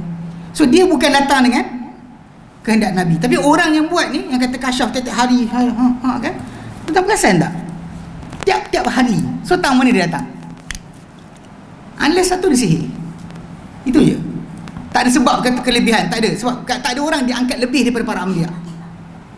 Tak ada siapa diangkat mengatasi para anbiya. Mengatasi para anbiya. Kalau orang tu kata dia tiap hari boleh buat, dia saya kata sihir. Kata kau tak, saya tak cakap dengan kawan ni, dia nak bedah mata pula. Nak bedah mata, mata dia apa dabun dan sebagainya, nak bedah mata pula. Saya kata astagfirullahalazim, kan. Ini masalah dia, kita asatizah, ustaz pun kadang tak faham mana yang halal, mana yang haram. Boleh kita nak terlibat dengan macam tu, dan kita boleh masukkan diri kita dalam benda berkenaan. Jangan dia cerita kat saya lah. Dia mengajuk lepas saya marah tu, mengajuk. Kan? Tapi realiti nak mengajuk nak macam mana? Tapi memang itu benda benar. Takkan kita nak iya kan? Saya kata benda ni, kalau dia kata kau sabar sekalipun, pasal saya budak ni dia kira junior saya guna kau aku lah. Kau sabar sekalipun, Allah akan ganti dengan kebaikan perempuan yang kena sawan tu. Kan Nabi kata apa? Aku boleh doakan kau sembuh, atau kau sabar dan aku jamin untuk kau syurga. Kenapa tak boleh sabar macam tu? Bukan kita kata bukan tak boleh berubat langsung, tapi ini masalah dia cara perubatan tadi yang membawa kepada kita percaya orang tu ada kuasa gaib dan sebagainya. Lepas tu dia kata kan, ada bedah tu kan, saya kata Nabi dibedah oleh Jibril alaihissalam. Anas bin Malik kata, aku nampak belahan tu, pakcik ni sapu gitu tak nampak bekas dah. Pula Nabi punya Jibril bedah. Anas bin Malik kan dia khadam Rasulullah, bila Rasul tanggal baju dan sebagainya, dia nampak kan Nabi tanggal baju. Dia kata aku nampak garisan tu, hadis Sahih Bukhari, aku nampak garisan tu dari Nabi SAW. Jibril bedah tu, bekas tu ada kat dari Nabi. Yang ini bedah-bedah tak nampak terus. Habis. Pasal kita kata ada kasyaf musyahadah, kasyaf apa, orang yang kasyaf, orang ni dibuka hijab. Kadang-kadang ada separuh orang tu dia percaya budak-budak kecil nampak hantu, padahal budak tak happy. Tahu kan budak tu happy, tak nampak hantu eh. Lepas tu kalau dia nampak hantu pula, kadang-kadang orang kata nampak hantu, dia nampak tak tepi saya? Sebab saya ada korin, dia duduk sini dengan saya kan, dia kata nampak tu. Saya tanya soalan, dia nampak tak ikat sebelah saya? Tak nampak pula. So dia nampak ikat dinding je. So pada abang ada, pada abang, semua orang ada. Kita ada korin, dia nampak tak? Tak nampak. So macam mana? Dia nampak yang tu je. So buka hijab ke dia kena sihir? Kebarangkalian besar orang tersebut kena sihir oleh jin. Jin korin dia sihir dia untuk dia nampak. Dia bukan nampak special. Apa nampak tu bukannya keistimewaan, bahkan sebenarnya tu adalah gangguan daripada jin tu sendiri untuk kacau dia, supaya dia jadi teraba-raba, teragah-agah dengan kehidupan harian dia. Itu sebab sebenar, bukannya istimewa. Sebab tu Imam Syafi'i rahimahullah berdasar kepada ayat surah Al-A'raf 27 kan, dikeluarkan fatwa. Kata Imam Syafi'i rahimahullah adalah, barang siapa kata nampak jin, aku tolak penyaksian dia. Sebab dalam ayat 27 surah Al-A'raf Allah Ta'ala nyatakan, ya bani Adam, wahai anak-anak Adam, la yaftinannakumus syaitan, janganlah syaitan perdaya kamu, tipu kamu, kama akhraja abawaykum minal jannah, macam syaitan keluarkan dua mak bapak kamu daripada syurga. Yanzi'u anhuma, dia cabut daripada mereka berdua, libasahuma, pakaian mereka berdua. Dengan sebab makan pohon terlarang, tertanggallah pakaian mereka dua. Untuk apa? Liyurihima sawatihima, supaya dia tunjuk pada mereka berdua kemaluan mereka berdua.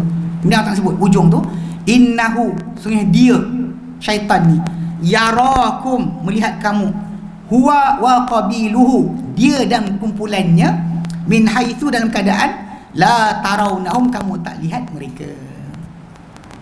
Dia lihat kamu dalam keadaan kamu tidak lihat mereka. Kalau dia menjelma, semua orang nampak, tak ada hal. Macam mana Jibril menjelma depan para sahabat, semua nampak, tak ada hal. Tak ada siapa yang kasyaf kat situ. Jadi kita bincang berkenaan dengan nampak dia seorang, orang lain tak nampak. Dalam ayat Quran tadi. Sebab tu Imam Syafi'i kata, berdasar ini, siapa kata nampak jin, aku tolak penyaksian dia.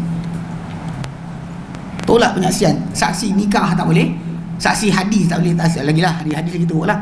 Saksi hudud tak boleh, saksi jual beli tak boleh, reject. Imam Syafi'i reject.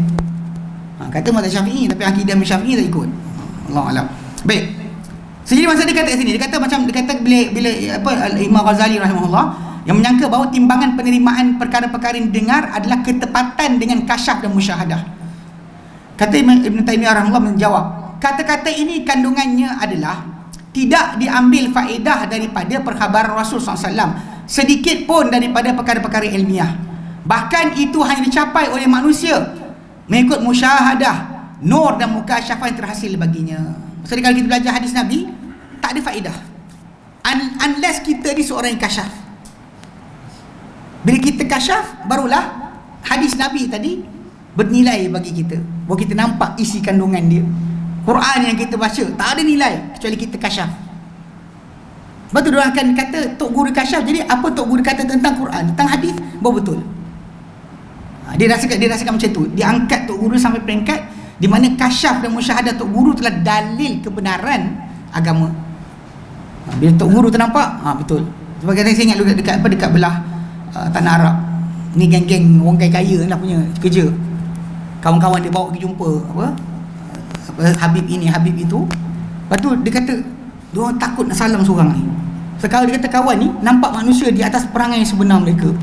Nampak kepala babi lah, kepala anjing lah, kepala sekian. Kalau orang tu datang salam dia tak suka, dia lempam. Jadi semua pakcik-pakcik ni kan, yang kayak datuk-datuk ni nak salam takut. Nak pegang-pegang, tak tahulah dia, Allah dia buat apa, tapi tak nak salam. Sebab tu salam kena lempang kita. Itu contoh. Dia, manusia macam ni, kita perhatikan balik. Dia takut dengan orang ni, dia tak takut dengan Allah Ta'ala. Punya takut dengan Tok Guru ni punya pandangan, dia tak kisah pun Allah Ta'ala tengok tentang perangai dia. Dosa dia buat malam dan siang, sikit pun tak kisah. Tapi jangan Tok Guru ni nampak dia. Gila kau, dia nampak dosa aku. Allah. Ini berjayanya satu ajaran atau amalan orang sufi, takut wali, harap wali. Kita dia bina pada manusia, takut wali, harap wali. Bukan takut Allah, harap Allah. Takut wali, harap wali. So sikit-sikit wali, sikit-sikit wali.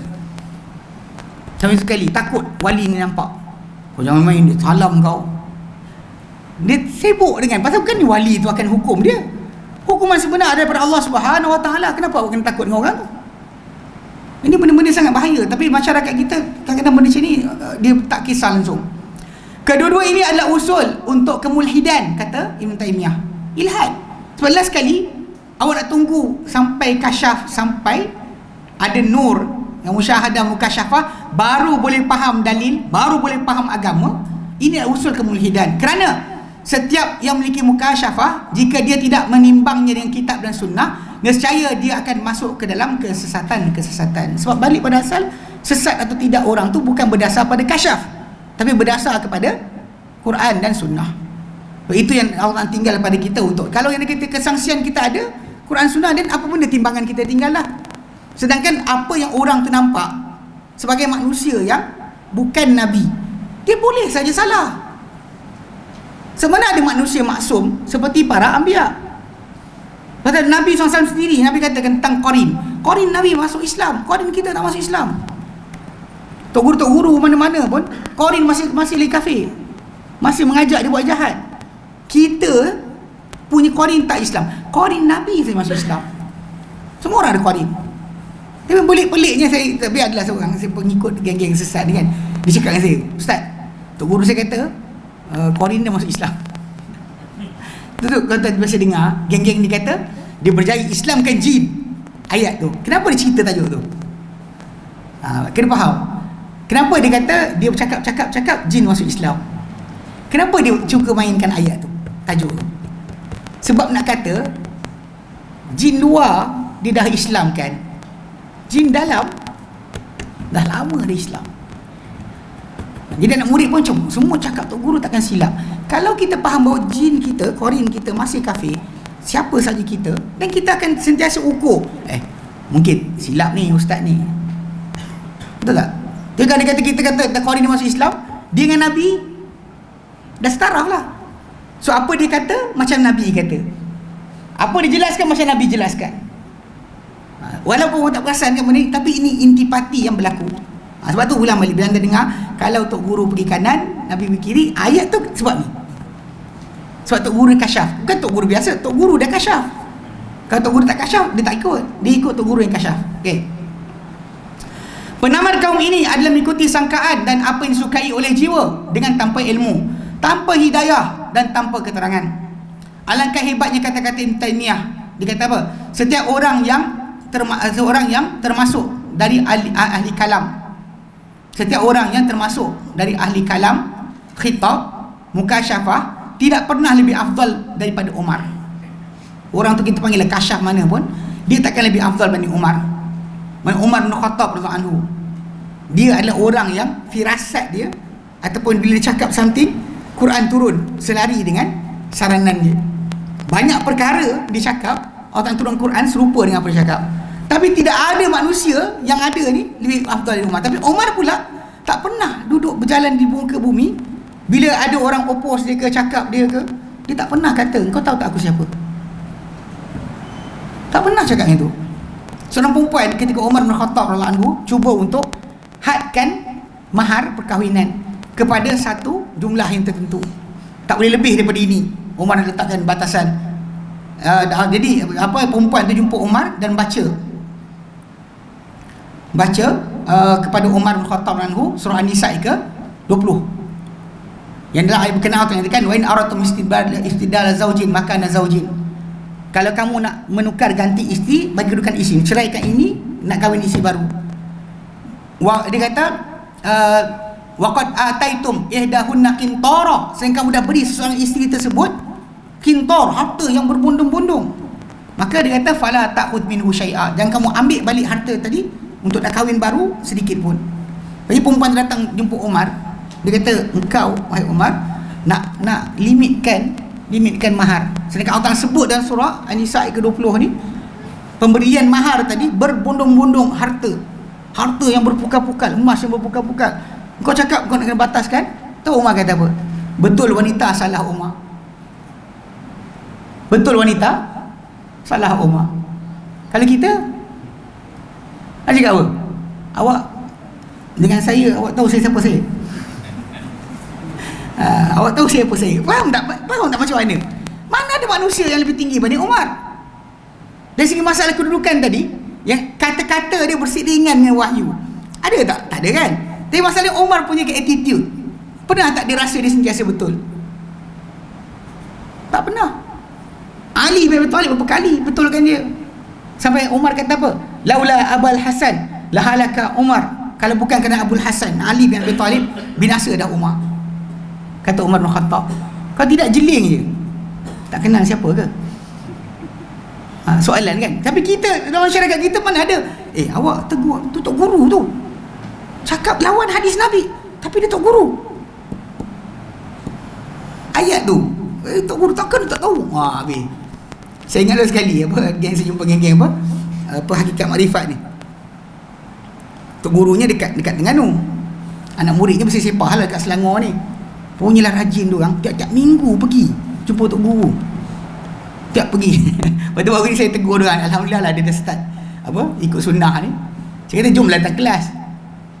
Tu dia nanti sibuk. Dulu time sesat beria dia pergi tiap-tiap hari, pergi Singapura tiap bulan, jadi pergi Terengganu tiap minggu. Saya kata terus gelak. Tapi cerita dia waktu time tengah jumpa tu, pernah sekali saya timbulkan persoalan. Saya diorang duk ikut Tok Guru diorang, dan Tok Guru ajar mereka bukan. Antara yang Tok Guru dia ajar adalah ayat Quran tu jumlah dia 6,666. Saya kata dengan dia, salah bang. Salah pula. Tok ayah kata macam tu. 6666. Saya kata bang, Al-Quran ni 6236. Ikut kiraat kita 6236. Jangan buat nombor kereta. Okay? 6236. Dia khilaf tu 6240, 6200 lebih. Tak pernah sampai 6666. Kawan saya seorang dekat dia belajar Jordan dulu. Dia kata pensyarah dalam kelas tulis 6236 Kufi, 6240 sekian. Yang ini Basri, yang ini ahli Mekah, yang ini orang Madinah. Betul tak? 6666. Betul tak? Orang Malaysia. Saya kata dengan dia, kalau abang kira ambil Al-Baqarah campur, abang takkan dapat 6666. Abang dapat 6236. Lepas tu dia garuk kepala. Tapi takkan tok ayah salah. Ayat tu keluar. Saya kata kenapa dia kata macam tu? Sebab diorang dah ada kepercayaan tok ayah anda dibukakan hijab. Takkan dia salah. Itu ayat tu keluar. Yang saya jahat kadang-kadang saya buat macam tau. Macam diorang suka, kalau tuan-tuan tengok geng-geng apa, geng-geng yang belajar ilmu hakikat makrifat ni kan, diorang suka tunjuk kononnya diorang tahu tentang kejadian manusia. Kan dia punya basic dia apa? Kata-kata bukan hadis. Man arafa nafsahu faqad arafa rabbahu. Dia dengar ayat tu. Bukan hadis Okey. Kenal diri, kenal Tuhan. Kalau tuan buka buku apa, Hakikat Insan, yang apa, Ahmad Lasmana Omar tu kan, pernah tengok kan buku tu? Saya pernah tengok, saya tahu dah kenapa. Okay. Jadi masa dia buku tu, dia mulakan dengan bab pertama, manusia punya kejadian. Kumpulan ni panggil mana pun semua sesat. Dan dia cerita kejadian manusia. Dia kata hari ni jadi mata tarik sekian. Saya buat jahatnya ni, saya tunjuk gambar ni je. Ni okey, tuan-tuan agak berapa hari ni? Dengan ada jari, ada cuping telinga, jari kaki pun ada. Tuan-tuan agak berapa hari ni? Okey, diorang punya cerita, dia kata mata jadi hari ni, hidung jadi hari ni, dari hari-hari ni. Dia cakap kan, dia tulis buku tu. Saya nak batalkan, saya buka gambar ni je. Tahu tak gambar ni dia berapa hari? 56 hari. Ni janin ketika hari ke-56. Mana bila perempuan kan biasa 2 bulan kan, dia muntah. Baby dia macam ni. Bukan segumpal darah, bukan air, bukan seketul daging. 2 bulan dah ni lah. Nampak? Lepas tu diorang pening kepala. Dia pening kepala sebab Tok Guru tulis. Kononnya Tok Guru tulis tadi dengan cahaya ilahi. Kan dia tulis ni dengan rahsia, dengan apa? Pembukaan yang Allah Ta'ala berikan ilmu yang tak diketahui kecuali oleh. Sekali-sekali buka-buka kan gagal. Saya kata ni janin hari ke-56. Tolak. Saya kata tolak lah 60, saya bagilah 60 pun. Masih gagal orang, saya kata. Pasal dia kata mata jadi hari ini, urat jadi hari ini. Dia orang tulis. Kalau ada buku yang apa, Hakikat Insan diharam kan? Orang ada banyak salinan dia. Buku tersebut dia tulis bab pertama tu kenal diri dulu. Bab kenal diri akan cerita kejadian manusia, semua gagal. Semua dia sebut, semua tipu. Dengan satu gambar saya tunjuk, semua dah macam tapi takkan. Pasal diorang duk sangka kawan yang karang tadi dah kasyaf, dah dibuka hijab, so semua kata-kata dia betul. Tiba-tiba tengok tak kena. So macam mana? Kadang-kadang macam ni, simple je. 6666 tadi kan, macam tu juga. Tapi diorang punya ayat macam takkan tok ayah tak tahu. No confuse tau. Kadang-kadang cuma lah. Tapi lah alhamdulillah, lepas lontaran-lontaran macam tu, satu saya lontar kan, akhirnya diorang berubah, faham agama, nak belajar dengan sunnah. Jadi tinggalkan benda-benda khurafat yang belum pelajari, sikit demi sikit. Tapi nak tarik bukan senang. Geng tu tua. Saya ingat waktu saya kecil ni, yang orang saya sembang ni, jiran abang ipar saya, keluarga yang ada keliling tu kan, saya budak-budak lagi. Time waktu diorang tengah sibuk apa, dah berumur, kita budak. Berapa agak-agak macam mana dengar cakap kita. Dia nak bawa nampak lah kita time budak dulu laga ayam pula. Budak buat ayam laga, pergi rumah dia lagakan ayam kat orang, pergi rumah orang lagakan ayam. Lagilah dia kata gila budak ni. Tapi in the end saya cakap sikit kan, kita bagi dia fikir sikit. Dia tengah fikir tok guru dia hebat, kita bagi sikit. Lepas tu dia tersedar, takkan tok guru salah. Pasal diorang dah ada idea tok guru ni dah dibuka hijab. Dah sampai level yang semua ilmu Lauh Mahfuz ada kat kepala tok guru ni. Cakap semua betul. Itu realiti yang orang tak faham tau. Sebab tu bila kita nampak masyarakat kita ni, bila ada yang macam tu, sebab diorang dah rosak fahaman. Bila kita betulkan balik dengan cara tadi kan, dia fikir dia balik tu kan, baru dia macam takkan tu guru kita salah. Tapi realiti, kalau tuan-tuan buka gambar ni, gambar saya tunjuk tadi, gambar ni, ini daripada website Multi-Dimensional Human Embryo. Multi-Dimensional Human Embryo. Yang website ni dia letakkan gambar janin daripada hari yang ke 14 15 gitu, 23 sampai hari ke 56. Tunjukkan 13 stage apa jadi jantung kat mana sampai hari terbentuk. So dia biasa dia gunakan MRI. So dia lepas tu letak color balik. So janin dapat lihat lah. Jadi kita ambil macam ni, tunjuk gambar ni pun dah gagal lah. Apa lagi yang lain? Belum bab bintang dan bulan lagi. Belum bintang bulan. Kalau dia bintang bulan lagi dahsyat. Tok guru kita salah, dia kata. Okey. Maka wajib dikata ke atasnya untuk menyusuri jalan beliau dalam berpegang kepada kitab dan sunnah, mengikut apa yang dibawa oleh Rasul SAW. Bukan menjadikan apa yang dibawa oleh Rasul mengikuti apa yang datang kepadanya. Kan kita ikut Quran sunnah, ikut apa yang datang pada kita. Tapi kita bawa apa kita, diri kita ni kepada Quran dan sunnah. So diorang sekarang ni dia bengkokkan Quran sunnah ikut apa diorang dapat, kasyaf, ilham yang diorang dapat, ya. Sesungguhnya akidah tasawuf telah mengheret kepada umat ini bala yang teruk. Ia mencacatkan akal ramai di kalangan anak-anak umat ini, sehingga pelampau-pelampau mereka mengutamakan untuk berlingkung di sekeliling orang-orang bangang, gila dan dajjal.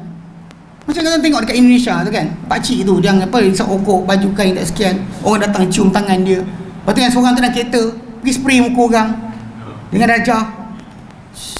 Kan dia spray muka sendiri, spray orang pula. Apa ni? Dia kata makin gila makin wali. The gila you are, the wali you are, kan? The saint you are.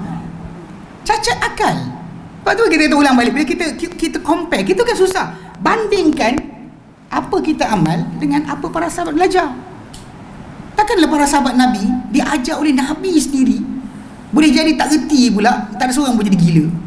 Kita punya macam-macam, berenang dalam kolam lah, balik-balik sewil. Kenapa? Panas, zikir panas.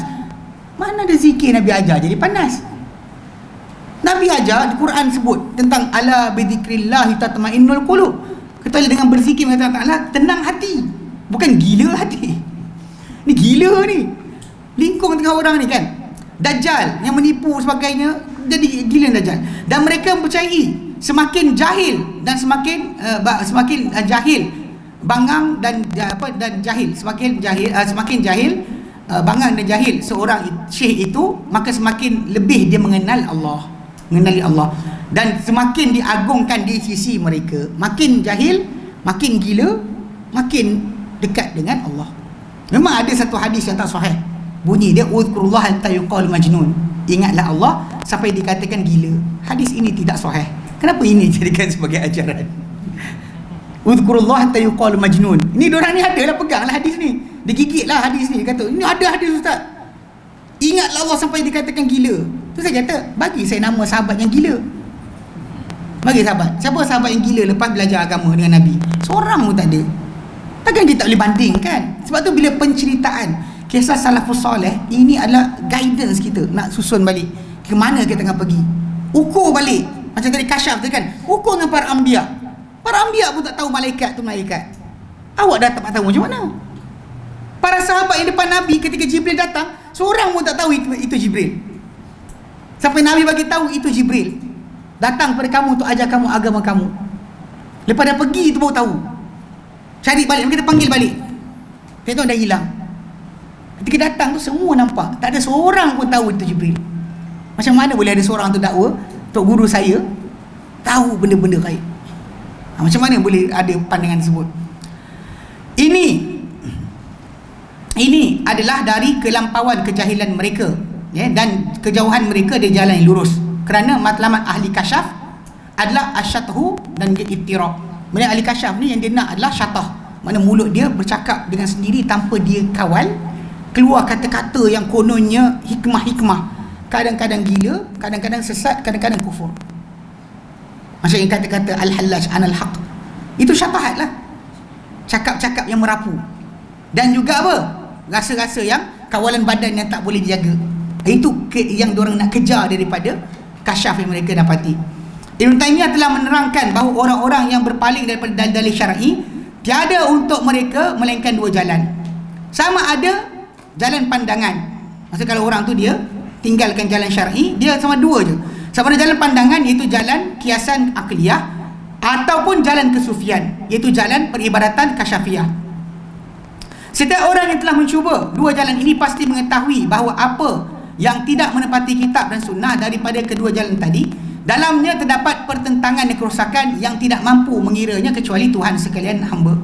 Kerana ini, siapa yang menyusuri salah satu daripada jalan kedua, daripada keduanya, dua jalan berkenaan, keadaan itu hanya akan mengembalikannya kepada kehairanan dan keraguan. Makin dia belajar, makin dia hilang. Bila pandangan tadi style ahli kalam lah, bahas-bahas panjang-panjang, fikir-fikir, tapi tak datang apa-apa. Hujung dia tak ada ibadat, tak ada perbahasan, tak ada ubudiyah kepada Allah Ta'ala. Sibuk dengan kenal Tuhan, tapi tak ada masalah ibadat. Yang orang sufi pula, amal latihan dan tunggu kod-kod dibukakan hijab kepada mereka. Dua jalan. Siapa dia kata, siapa yang buat ini, dia tahu.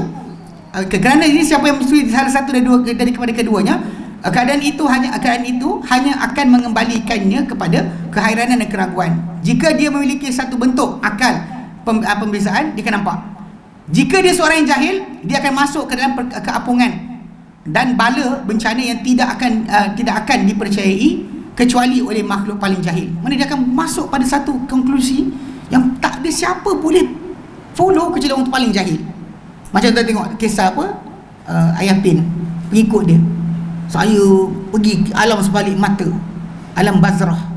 Ada video dia, tuan-tuan masuk di YouTube, dia tajuk dia The Sky Kingdom. Ada geng-geng British, Britain, dia datang buat satu rencana pendek berkenaan dengan Sky Kingdom, Ayah Pin. So jadi lepas tu dia kata, dia temu ramah lah. Yang kawan tu kata, saya pergi ke alam sebalik mata, alam Bazrah. Bukan alam Barzah, alam Bazrah. Dan saya nampak di situ Ayah Pin tinggi besar, ke atas, dan saya tahu dia Tuhan saya. Semua jadi macam tu, jadi macam kelang kabut, cakap merapu dan sebagainya. Kita tengok memang tak ni, macam tengok macam apa, geng-geng Arkam. Kan bila tengok Asy'ari Muhammad, kawan tu dah mati pun dia tunggu datang balik. Serius, bukan dia tipu ni. Dia terasa akan datang balik, mengetuai balik, memerintah alam dengan keadilan dan kebenaran. Dah mati dah kawan tu. Masih lagi dia orang duk melilau-lilau tunggu kawan tu bangkit dari kubur. Ini sangat pelik. Kan kita kata tak ada siapa boleh percaya kepada makhluk paling jahil. Matlamat mereka yang menggunakan pandangan itu adalah keraguan, dan ia itu tidak mempercayai kebenaran. Mana kita kena ragu, mana kena sentiasa bersangka-sangka. Kalau nampak macam ni, mungkin dia kata, ya. Dia kata itu tidak mempercayai kebenaran, dan matlamat mereka yang mengikuti tasawuf adalah terawang-awang. Itu mempercayai kebatilan. Yang ikut falsafah asyik sangka-sangka, yang ikut tasawuf dia akan sentiasa fikir kebatilan, untuk menyatu dengan Tuhan sebagainya. Baik. Ketiga, melampau dari segi akal. Akal mempunyai kedudukan yang paling agung dalam agama Islam. Allah Ta'ala telah menjadikannya, akal ni, sebagai alat untuk memahami dan sebagai syarat untuk pertanggungjawaban. Memang kalau kita nak faham, kita kena ada akal. Kalau nak kata kita nak dipertanggungjawabkan perbuatan kita pun kena ada akal. Kalau kita tak ada akal, dan diangkat pena diangkat. Kan hadis Nabi kata, rufi'al qalam an salas, diangkat pena daripada 3 golongan. Naimi hatta yastaqiz, daripada orang yang tidur sampai dia jaga. Sebab orang tidur dia tak sedar, akal dia tak ada. Kemudian majnun hatta yafiq, daripada orang yang gila sampai dia sedar. Selagi dia tak sedar, selagi itu pena tulisan amal terangkat. Wa anil sabi hatta yahtalin, daripada kanak-kanak sampai dia bermimpi. Itu atas hadis rujukan berkenaan perkara tersebut. Okey, tak ada pertanggungjawaban kecuali dia ada akal. Dia diperintahkan untuk memelihara dan menjaga akal, dan diharamkan setiap perkara yang akan merosakkan akal dan memberi kesan terhadap akal. Dia Allah Ta'ala menggalakkan manusia untuk mentadabbur, memikirkan dan memahami ayat-ayat yang dalam ayat-ayat yang banyak. Allah suruh kita tengok alam semesta, tengok ayat-ayat perintah dan juga larangan dia supaya kita dapat belajar, dapat memahami. Sebenarnya Allah Ta'ala telah mencela orang musyrik mensia-siakan panca indera mereka. Allah Ta'ala nyatakan dalam surah Al-Baqarah ayat 171, summun bukmun umyun fahum la yaqilun, mereka pekak, bisu, buta, lalu mereka tidak berakal, tidak memahami. Okey.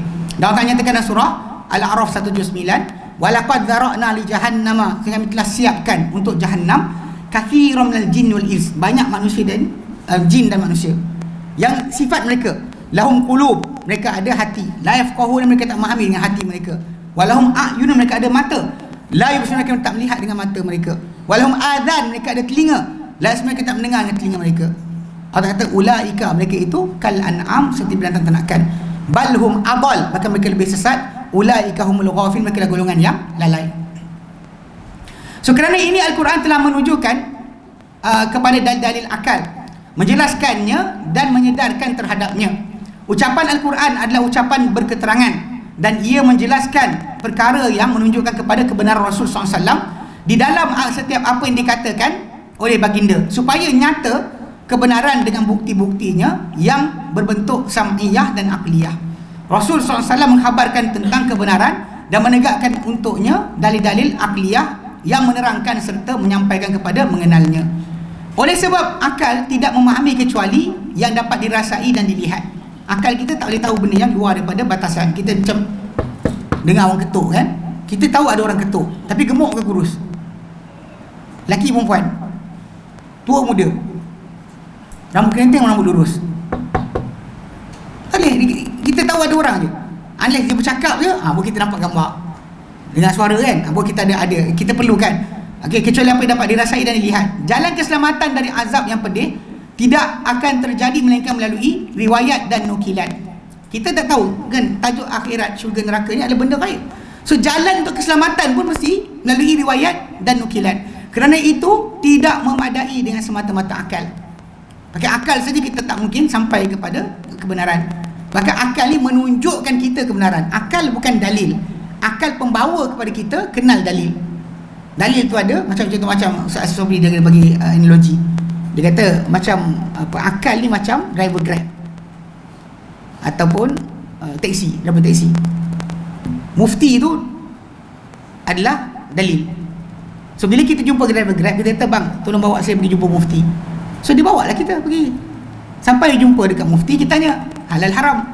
Mufti kata haram. Kita pun naik Grab balik, patah balik. Lepas tu tiba-tiba driver Grab kata, mufti kata apa? Haram. Tapi saya rasa itu masalah dia. Sebab dia bukan dalil, dia hanya pembawa kita jumpa dalil. Dia tak boleh paksa kita untuk kata datang boleh terbalik ke pula. Mana boleh? Tak boleh macam tu. Okey. Sebab tu tak dapat memadai dengan semata-mata akal. Bahkan cahaya mata takkan dapat lihat melainkan dengan zahirnya cahaya di hadapannya. Mata kita pun tak dapat lihat kecuali dengan ada cahaya depannya. Begitulah cahaya akal, ia takkan mendapat petunjuk melainkan apabila terbit ke atasnya cahaya risalah. Tertegak agama Allah di muka bumi ini hanyalah melalui perantara para rasul sallallahu alaihi wasallam. Jangan anda menyangka bahawa akal jika dibiarkan bersama-sama ilmunya yang diperolehi semata-mata memandang boleh mengenal Allah dengan pengenalan yang terperinci melalui sifat-sifat dan nama-nama di atas bentuk yang yakin. Kalau kita pakai akal saja takkan sampai. Tanpa dalil kita tahu Allah Ta'ala nak kita buat apa, larang kita buat apa, apa kita suka, apa dia benci. Mana kita tahu? Bagaimana kita nampak macam contoh macam peperangan jihad kan, kita ikut akal kita tak elok, tapi Allah Ta'ala perintahkan, kita cakap apa? Tak kena kata macam orang tak reti, kita reti. Itu realiti yang kena jaga sikit. Jika bukan kerana perutusan, nescaya tidak akan terpandu akal kepada perincian yang bermanfaat dan yang memudaratkan di dalam kehidupan dan pada tempat kembali. Maka di antara nikmat Allah yang teragung ke atas hamba-hambanya dan kurniaan paling mulia ke atas mereka adalah dia mengutuskan kepada mereka utusan-utusannya, diturunkan kepada mereka kitab-kitabnya, dan jelas kepada mereka jalannya yang lurus. Jika tidak kerana itu, mereka pasti berada dalam kedudukan haiwan ternakan dan binatang buas. Bahkan keadaan yang lebih teruk. Sesiapa yang menerima risalah Allah dan berterusan di atasnya, maka dia adalah sebaik-baik makhluk. Sesiapa menolaknya, menentangnya, maka dia adalah sejahat-jahat makhluk dan lebih buruk daripada berkedudukan berbanding anjing, babi dan juga haiwan yang buas. Telah menyangka sesengah yang tidak mempunyai pentahkikan, dia tak cek betul-betul bahawa keadaan ahli sunnah sebagai ahli asar adalah mereka meninggalkan akal. Ada orang sangka bila kita kata kita ahli sunnah, maknanya kita pakai akal kita buang, disangka macam tu. Okay? Dan mereka meninggalkan dan mengecilkan kedudukan akal. Ini tidak syak lagi adalah kejahilan tentang tata cara ahli sunnah, kerana akal memiliki kedudukan yang dinilai di sisi ahli sunnah. Kerana ini mereka menyabitkan pengelokan pemburukan akal. Mereka menyabitkan pengelokan pemburukan akal. Mana apa yang akal pandang baik, pandang buruk, kita masih sabitkan. Cuma masalah dia, ada tak hukum di situ? Akal kita pandang buruk, pandang baik, memang kita tahu natural tak jadi kepada kita. So mereka jadikan banyak di sifat-sifat ketuhanan disabitkan dengan akal. Begitu juga sebahagian perkara-perkara gaib seperti kebangkitan, pembalasan dan kenabian juga kita gunakan akal. Bukti orang tunjukkan, kita nilai dan kita tahu. Macam Isra Mi'raj kan, ada orang tanya soalan, kenapa Nabi SAW perlu singgah di Baitul Maqdis untuk sebelum Mi'raj? Soalan itu timbul. Jadi ada Dr. Zaimi Hafizahullah, dia sebut dalam buku dia, dia kata punca dia adalah supaya perjalanan Nabi malam tu boleh dicek oleh orang Mekah. Kalau Nabi cerita terus kat langit, siapa yang pernah naik? Awak pernah naik? Tak pernah naik. Tapi bila cerita Baitul Maqdis tadi, yang Nabi tak pernah sampai, so diorang boleh cek. Sampai dah, cerita. Bila Nabi cerita, diorang macam dia sampai dah. Nampak tak? Jadi ada saksi mengiyakan apa yang Nabi kata. Kalau anda kata Allah bagi naik terus, siapa tahu? Kau dah naik tingkat 7? Tak. Kau lagi 3, kau nampak apa? Mana ada siapa naik? Tapi bila Baitul Maqdis, memang di situ ada orang telah sampai.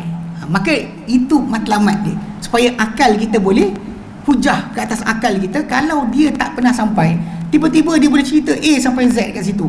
Saksi seorang kata, betul lah kan macam tu. Aku nak tanya dia. Dia tanya satu-satu. Nabi cerita bata demi bata apa yang berlaku. Dia lihat di Baitul Maqdis, di Masjid Al-Aqsa tu, sampai orang tu kata dia memang dah sampai. So dia jadi saksi untuk sokong Nabi. Peristiwa tu tadi, kalau dah sampai Baitul Maqdis pada malam tersebut, dah patah balik, boleh berlaku. Naik ke atas, apa masalah dia? Itu realiti kena faham. So jadi kita ahli sunnah pakai akal untuk faham kebenaran. Sesuatu telah menyimpang daripada jalan pertengahan ini dua kumpulan daripada manusia. Kumpulan pertama golongan melampau dalam mengabaikan akal. Memang dia buang akal terus.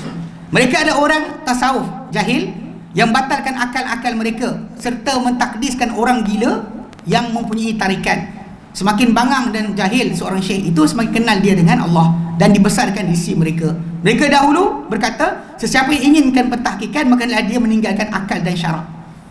Siapa nak dapat kepastian, tinggal akal, tinggal syarak, barulah sampai ke tahap tertinggi. Ini realiti berlaku pada satu kumpulan. Kumpulan kedua yang mentakdiskan akal. Mereka adalah pengkaji-pengkaji ilmu kalam. Golongan Jahmiyah, pengikut Jahm bin Safwan, yang diorang dia buang. Dia kata Allah Ta'ala tak dilihat. Kalau lihat, kita lihat, Allah lihat, Allah jadi makhluk, maka Allah tak lihat. Kita dengar, Allah dengar. Dia buang habis. Punca dia sebab apa? Guna logik akal. Dan siapa yang berpendapat dengan pendapat mereka yang mentakdiskan akal dan menjadikannya setara dengan syarak, bahkan penghukum ke atas syarak dan dahulukan ke atas syarak, mereka menjadikan akal semata-mata sebagai usul ilmu mereka. Mereka menunggalkan akal dan menjadikan iman dan Al-Quran mengikuti akal. Iman dan Al-Quran kena ikut akal, bukan Al-Quran dan Al-Quran dan iman itu diikuti. Tak, akal akan diikuti oleh iman dan Al-Quran.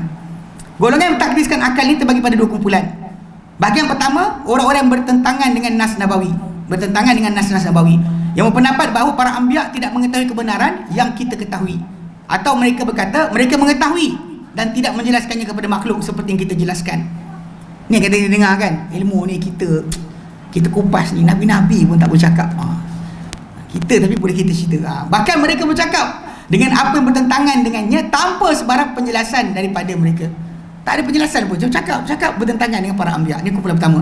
Kumpulan kedua pula yang mendakwa sunnah dan syariah. Dia dakwa ada sunnah dan syariah, yang berpendapat bahawa para anbiya dan golongan salaf mengikuti para anbiya, tidak mengetahui makna nas-nas yang mereka katakan ini. Macam dia kata macam Allah Ta'ala melihat tu apa? Tak tahu. Yang kata melihat tu kita melihat, kalau kata melihat tu kita melihat Allah melihat, maka tak boleh. So jangan kata tak tahu. Apa melihat tak tahu, apa tangan tak tahu, semua tak tahu. Mana memang ikut para anbiya tapi tak tahu apa yang dikatakan. Yang sampai kepada mereka melalui para anbiya, ataupun para anbiya mengetahui makna-makna tapi tidak menjelaskan kehendaknya kepada manusia. Bahkan mereka akan berkata, kita mengetahui kebenaran dengan akal-akal kita, kemudian kita berijtihad dalam menanggung kata-kata para anbiya mengikut apa yang menepati akal. So jelas sekali dia takwilkan lah apa para anbiya punya kata-kata dia, ikut pada takwilan akal yang mereka ada. Ini yang biasa kita jumpa lah, dari kalangan ahli kalam. Kerana ini golongan yang menyangka bahawa akal kadang-kala akan menyalahi nakal. Kerana ini mereka, golongan ini menyangka akal menyalahi nakal. Nakal ni adalah dalil Quran dan Sunnah, nukilan Quran dan Sunnah menyalahi akal. Kerana ini mereka menerkam ke atas nas-nas seperti tekaman orang yang memerangi. Jumpa nas je lawan, bahkan tak suka pun duduk berkumpul berqasidah. Belajar dalil takkan buat, duduk ramai-ramai ni kita qasidah lah. Nanti kan cemuh kan nak sebut Allahumma salli Muhammad je, tak best. Kita kena buat muzik sikit, baru kita dapat zuk dapat rasa. Jumpa dalil tak suka, baru bila kita dengar qala Rasulullah dia lari, dengar qala Rasulullah sallallahu alaihi wasallam dia lari. Sedangkan ini kata-kata sebaik-baik makhluk, kenapa kita lari? Kenapa kita tak suka? Mereka menolak ahli hadis yang berlaku tidak menepati kehendak mereka dan ideologi mereka. Mereka menyangka ia menyalahi yang logik, seperti orang yang mengingkari azab kubur. Ini terbulan macam panggil apa? Tadi Hizbut Tahrir. Dia punya pengasas takin Nabi hadis tak suka, tak setuju. Mereka tak adil. Titian, timbangan, mizan, melihat Allah di akhirat, hadis lalat dan cara matikan lalat yang jatuh dalam bekas kita punya. Dia kata jangan, kan Nabi suruh celuk. Dia kata hadis tipu. Dia tak boleh terima, dia tak boleh nak. Dia kata pasal akal dia makin lebih kuat daripada dalil. Yang juga bahawa pada salah satu sayapnya penawar, satu lagi ada penyakit. Dan hadis-hadis yang sahih yang dinukilkan menukilan orang-orang yang adil, semua dia reject. So bagi mereka hadis ni tak masuk akal. Telah meneladani mereka anak-anak mereka di kalangan orang masa kini yang menamakan diri mereka sebagai golongan pemikir. Ini zaman kalau tuan-tuan tengok pada tahun 60-an, 70-an pengarang-pengarang sastra Arab, dia pergi pada sudut ini, tulisan-tulisan dia panggil mufakir, ahli fikir. Dia bahaskan, dia tolak dalil dan sebagainya dengan suka hati mereka. Di kalangan orang masa kini yang menamakan diri mereka golongan pemikir. Golongan ini mengatasi mereka dalam kelancangan. Dan golongan ini lagi teruk dibanding golongan terdahulu daripada segi kelancangan terhadap nas-nas dan berpaling menolaknya. Sebagaimana mereka dahulu terpersona dengan dahulu terpersona dengan pemikiran Yunani dan terus meneladani Greek, mana Aristotle dan sebagainya, itu jadi panduan mereka.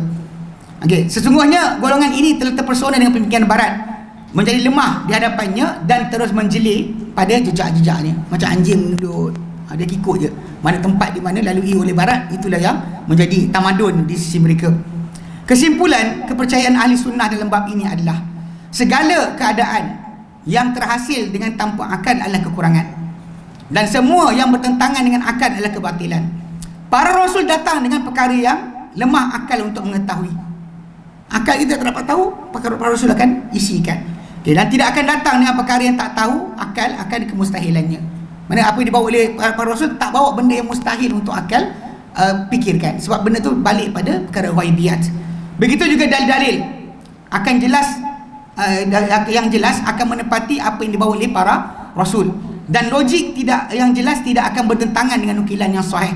Pendapat yang berlaku pertentangan yang hanya berlaku di antara apa yang termasuk dalam pendengaran, bukan darinya. Bukan dari dalil tadi, pendengaran. Mungkin orang yang dengar tadi tak dengar dengan betul.